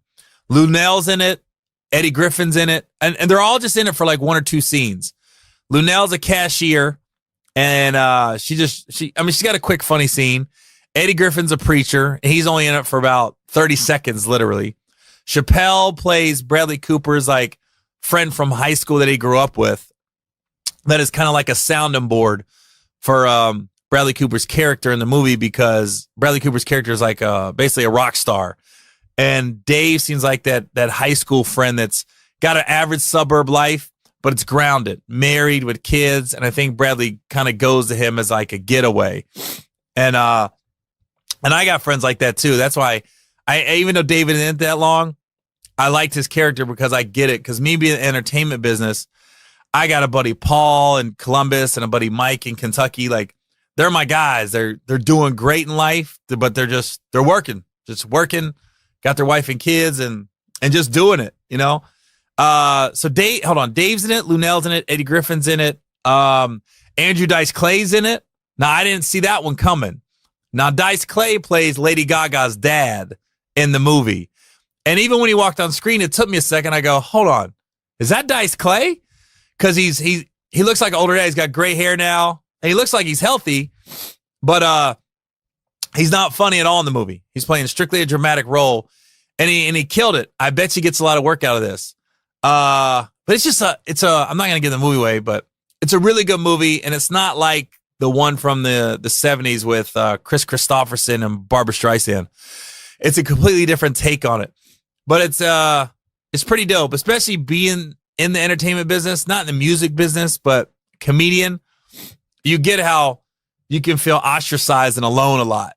And it's just interesting because I think a lot of entertainers we're fragile behind the scenes. Like, our mental makeup is pretty fragile.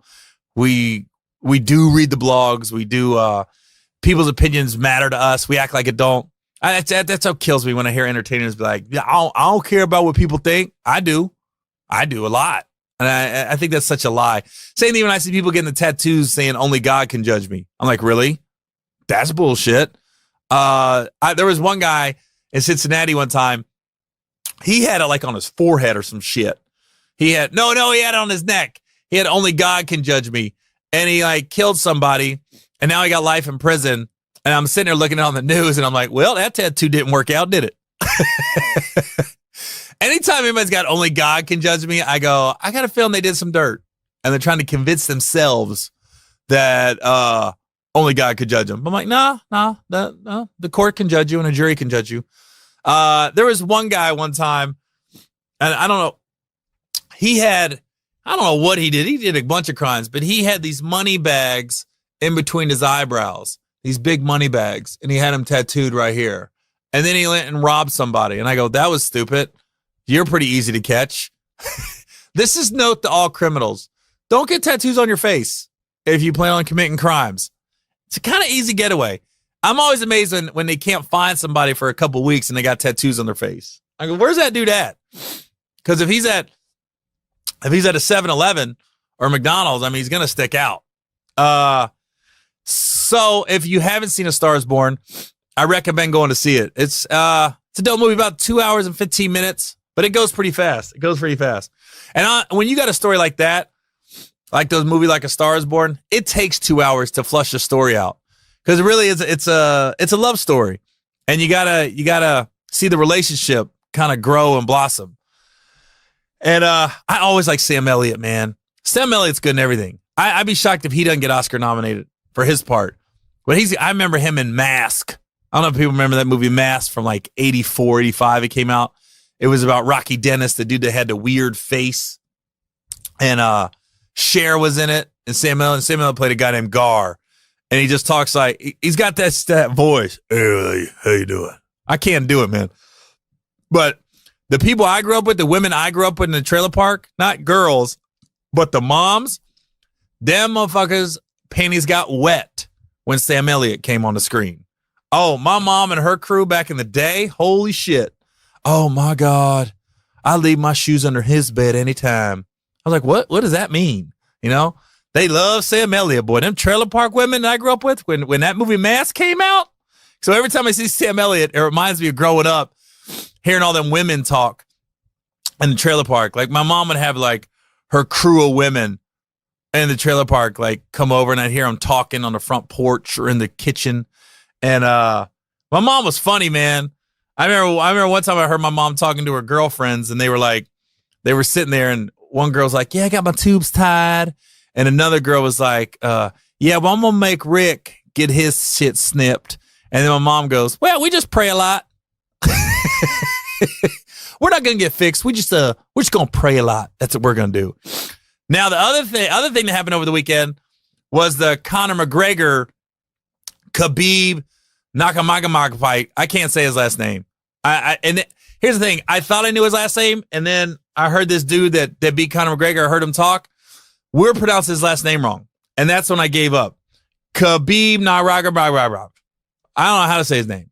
I'm going to give you the spelling of it.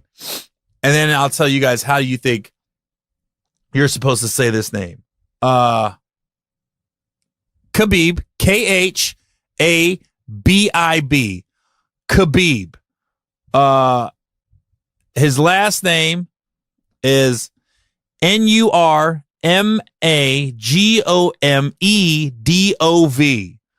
Khabib Nurmagomedov.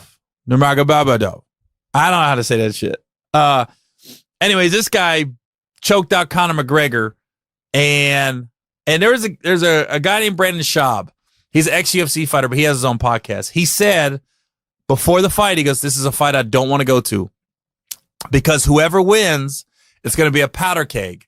And you got the Russians and the Irish. Conor McGregor's Irish, Khabib's Russian. And Conor's really been the catalyst behind it. Like he talks so much shit. And I don't think he means half the thing he says. He just tries to get in the other guy's head to get him angry because an angry fighter doesn't fight good. That's what I've always been told. Just like you're not supposed to have sex while you're training for a fight. It's supposed to take your legs out from you. But I don't know if that's the case. If the girl's riding you, shouldn't matter. I don't think. I think if your hips are moving, it might take your take your legs away. But if a girl's just on top of you riding you, I don't know. That shouldn't take nothing away. So Khabib chokes out Conor McGregor, 4th round. I'm at a Buffalo Wild Wings watching it. And then so that's over with. Conor taps out. And then Khabib jumps the fence. I've never seen this happen. Jumps out of the octagon and goes after one of Connor's cornermen. And he does like a Mortal Kombat move. They got it in slow motion. Like he jumped like, I don't know, like a spider monkey. Like the shit you see in the jungle, man. And it's like he's floating. Then he just lands. And then Conor, he takes a couple shots at some of Khabib's guy within the octagon. Then this guy in a red shirt jumps over the octagon, gets in the octagon, and sucker punches Conor from behind. It's just fucking chaos. As a fan, it was awesome. It was awesome to see. I know you're gonna be like, "Oh my god, it's a black guy in the sport, and there's got to be respect." But let's just be honest. It was fucking awesome. It was just to be in Buffalo Wild Wings and everybody's going, "No, what the fuck? You see that shit?" And then, usually when a fight's over, everybody respects each other and they slap hands and you realize it's all just trash talk. They don't really mean it. This shit, they really meant that shit. And now you want to see a rematch because if we're being honest, Conor got dominated the whole fight. Here's the thing. When you're a fighter, I don't care if you're a boxer or if you UFC fighter, when you got that one hit a quitter, which Conor's got, where he can sleep you at any moment, you're always in the fight. So when people say you got completely dominated, you did, but you still was only one punch away. Some people, like Floyd Mayweather's not a one hit a quitter. You got to, it takes a while. Bernard Hopkins wasn't a one hit a quitter. Winky Wright wasn't a one hit a quitter. Tyson, one punch, boom. This Deontay Wilder right now, one punch, boom. The guy Deontay Wilder's going to fight next in December, Tyson Fury, he's not that type of dude. He's got to lay on you and he's heavy and he's got to work you down and almost wear you out. Khabib's like that. So Conor, even though dominated, he was still in the fight because at any point he could have connected and anybody could go to sleep. But the fact that these guys had the big argument and the scuffle after the fight, it makes you want to see a rematch just for that reason. And you want to see what Conor's going to say because leading up to it, he's going to dominate and I'm going to shove my knuckle through his orbital bone and tink. I love how the Irish guys go tink. They don't say think. There's no H. It's tink. If you look at Conor's Instagram page, he even spells it Tink. I make you tink. So regardless of what you think of the fight, the melee after the fight, it makes you want to see another fight. I do. I want to see him fight again for no other reason than to hear Conor talk. For no other reason. And this is leading up to the fight. I kept seeing a video of this Khabib wrestling a bear back in 1997. He was 9 years old, and I went, you know what? That's the out game for me. If you wrestle a bear, I'm not fucking with you ever. I don't care if it's a fight, an argument, chess. I don't want to fuck with you if you wrestled a bear. And it's crazy hearing about Khabib and his lifestyle because Conor talked about his dad, talked about his Muslim religion, talked about the people he associates himself with, talked about Alexander Putin. He talked about everybody that Khabib is in contact with. And this just shows you a different culture. Now, Khabib's a grown man. He still is with his mom and dad. And I think his family, I think he's married. I'm not sure. But they all live in the same house. Different culture completely because he's got plenty of money. He's got enough money. He can live wherever he wants right now, especially after this fight. When the pay-per-view numbers come in, that's when we'll know really how much money they made. That's the thing. There's no losers in this. Conor lost, but he's going to win. Larry Holmes had the best line I ever heard after a boxing match. Larry Holmes gets knocked out by Mike Tyson. He's doing the interview after the fight, I'll never forget I think it was Larry Merchant, or the interview goes, Larry, are you embarrassed? Do you think this hurts your legacy? Larry goes, a little bit, but I'll feel better in the morning when I go to the bank. It's like, it's the best answer. He's, yeah, a little bit, but tomorrow I'll feel better about everything when I go to the bank. Yeah, it didn't hurt my legacy at all. I was like, and that's the same thing with Conor and Khabib. I mean, say what you want, read the internet, but when it's all said and done, once those pay-per-view numbers come in, everybody's a winner in that fight. Now the other fight was good. It was there's this guy Derek Lewis. If you don't know who he is, please look him up. Please look this UFC fighter Derek Lewis up. He's a heavyweight, but he looks like he just hangs out the bar and drink beers. He's not ripped up. He's not cut up. He's got a belly on him. But it's one of those muscle guts, I call it. There's dudes with those muscle guts that it's a belly, but it don't move. It's just solid. So he got one of them muscle guts. And he got a one-hit quitter because he's losing this fight against this big Russian. And then he just, all of a sudden, he connected. 11 seconds left, they called the fight. He knocked him out at 4 minutes and 49 seconds of the third round. It was only a 3-round fight. And he was losing the fight. He don't knock him out, he probably loses. But Derek Lewis got that one-hit quitter, man. And after the fight, he takes off his shorts. And Joe Rogan's interview, he goes, why'd you take your shorts off? He goes, my balls was hot. That's all. My balls was hot. And then they got him after the fight, after he gets a shower and relaxes. Then they got him with the announcers, and he's on a table like they do. He's on a table, and there's like 5 guys interviewing him. And they go, what are you going to do now? What are you going to do to celebrate? He goes, man, I was going to go back to the room and lift my wife's legs up and just see where that goes. I was like, this guy's out of Houston, Texas. I'm going to reach out to him, man. When I'm in Houston, I want him to come to my show so bad at the Improv. I just want to meet him and talk to him, man. He's just so funny.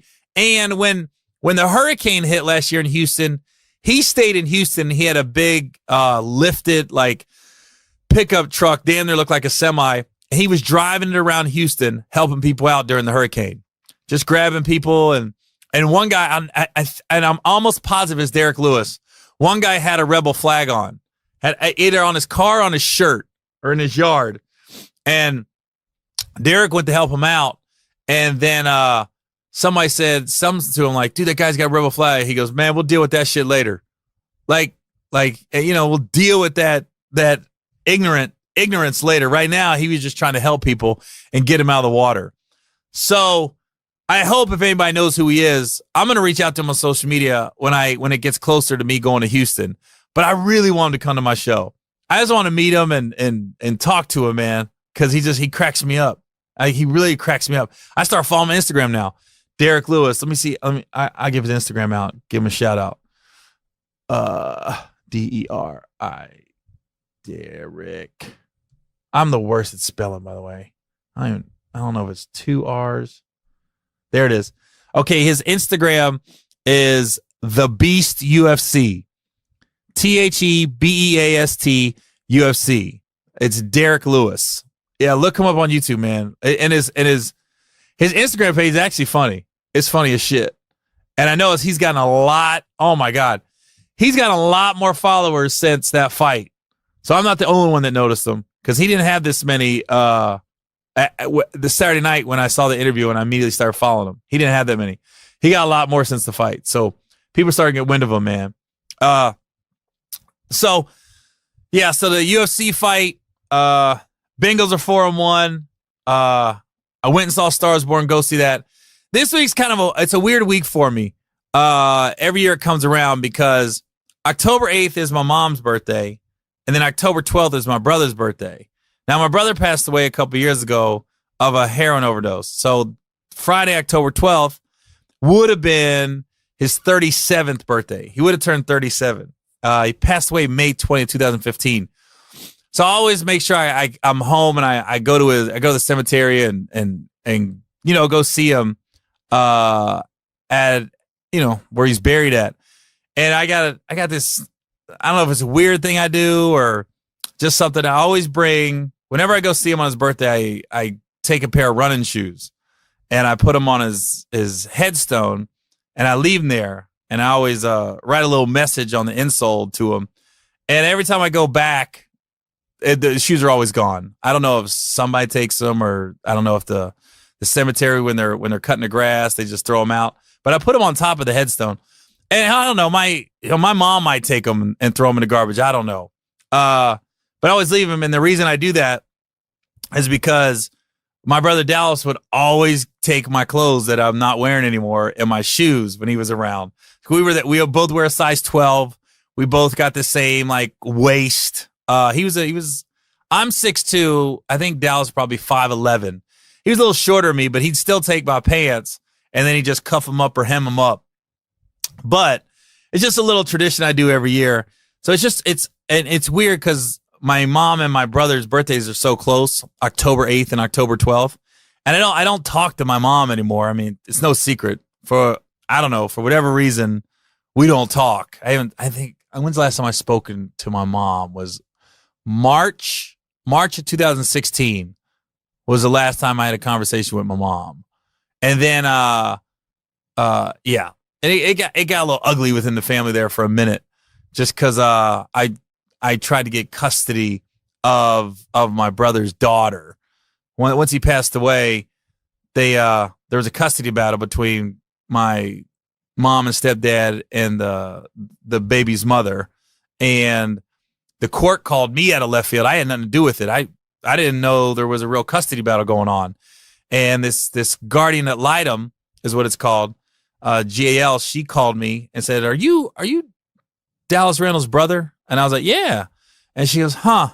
She goes, I've been to your family's house numerous times, and I've talking to your mom. I go, "She's never brought you up. She goes, "I've been in your house. There's no pictures of you in the house." I said, "Yeah, it's a little tense."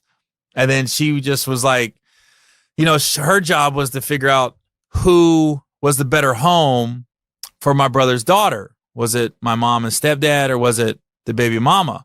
And she said she wasn't comfortable with either. She goes, I'm not comfortable with either household, I'll be honest with you.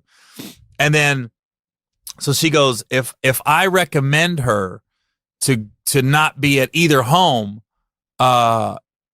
she'll get removed from the home and they're going to put her in foster care. And I said, "Oh, no, I don't want to do that. I mean, what can I do?" She goes, "Well, I just need you to sign some paperwork that you would take her. If she gets removed from either home, you would take her." I said, "Yeah, of course. I'm not going to put my niece in foster care." And so what happened was she recommended that my niece get removed from the home. And the judge said, she's not in any physical danger and anything like that. So he said, "Nah, she's not going to get removed from the home." But my mom saw that my name was on the paperwork, that if she did get removed, I would take her. So I guess I'm sure they've worked out in their brain that I went behind everybody's back and tried to get custody and tried to get my niece removed from the home so I could take her. That wasn't the case. The people called me and said, "Hey, if we remove her from the home, she's going to go into foster care unless you're okay with taking her." I was like, yeah, of course.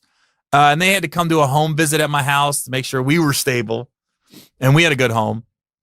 And so it just got ugly. So I don't really talk to my mom. I mean, I'm giving you the Cliff Notes version of what happened. There's a lot more that goes to it. And then I called my mom and I called my stepdad and I asked them, I said, "You think we could get custody of the baby?" And I was trying to do it so everyone was on board, and so it would be, it'd be a cohesive unit. I said, you can come visit anytime. We're not trying to keep her from you. I just felt like me and my wife and our family be a more stable environment than what she's going to be raised in right now. And my mom at first said yes, and then I don't know, she changed her mind. She was like, "Nope, I'm not comfortable with it." And then we were just going to go after custody of my daughter. Not my daughter, my brother's daughter. We were going to go after custody of her, me and my wife. And in the process of us texting my mom and calling my mom and saying, hey, we're going to go after custody of her. That we didn't want to go this route, but we're looking out for her best interest. Man, the text messages I got and social media posts and everything else from my brother, and my other brother didn't pass away and everything. It was just so evil and ugly. I called my wife and I said, we can't like risk our own family sanity and well-being if we take her, because if we was going to take her, it was going to be so ugly. Like if we take 10 steps forward with my niece, it'd be 10 steps back once she went with my mom and stepdad. So I'm giving you guys the Cliff Notes version, but it would have got ugly. So we just backed off. And I haven't heard from my mom since. The last time I talked to my mom was when I told her, hey, we'd like to go after custody of the baby. And that conversation wasn't great. I was trying to be calm about it, but just didn't work out. So that's really why I haven't talked to my mom in a couple years, because of that. So October 8th is my mom's birthday, and October 12th is my brother's birthday. So on Friday, October 12th, I'll go to the cemetery in Oxford, Ohio, and I'll put some shoes down on top of his headstone like I always do. It's just it's something between me and him, wherever he's at. It's just something that I do between me and him, because when he was around, I used to always give him my shoes and my pants and everything. My brother's funny, man. He was a funny dude, man. He just had a heroin problem. Like, I think I'll close with this. A funny story about my brother is, I got one brother in prison right now, for dealing and using fentanyl and heroin. My other brother passed away from he thought he shot up heroin, but there was fentanyl in it. So he passed away when he shot up the fentanyl and it got in his system. But when my brother was alive and my other brother was dealing, my one brother, he gave Dallas like a bunch of weed, and he said, yo, this is like $1,000 worth of weed. He said, so go sell it. He said, and just give me 500 back and I'll break even. Then you can have 500. Do I think that's a story? No. I think my brother probably stole it from somebody and then gave it to my brother. But my brother calls me. He goes, man, Gary. He goes, Kyle's mad at me. I said, for what? He goes, man, he gave me this weed to sell. And he said, give him 500 and he can break even. Then I can keep the other 500. He goes, but I didn't sell any of it. I just kind of gave it away and smoked it. And I go, what? That's a lot of weed, Dallas. That's $1,000 worth of weed. He goes, yeah. He goes, so now he's mad at me because he said I owe him $500. He goes, so I don't know what I'm going to do. I said, you want me to give you the 500? He goes, no, I'll handle it. I'll take care of it. I said, all right. And then he goes, man, I don't know what I'm good at in life, but I am not a good drug dealer. Like, like an epiphany hit my brother. He goes, man, I don't know what I'm good at in life, but I'm not a good drug dealer. I was just like, I don't know. I was dying. Like, I damn near hung up the phone on him because I was cracking up when he told me that. So I miss my brother, man. I wish he was still around, but he was a good dude, man. Just had an addiction problem, a heroin addiction problem, man. Took over his life. So I'll end with that, man. Rest in peace, Dallas. I miss you. I love you. And I'll see you on Friday, October 12th. Stopping by to drop some shoes off. All right, man. This is Gary Owen with the Get Some Podcast. If you want to listen to my podcast, just go to iTunes, search Gary Owen, #GetSome.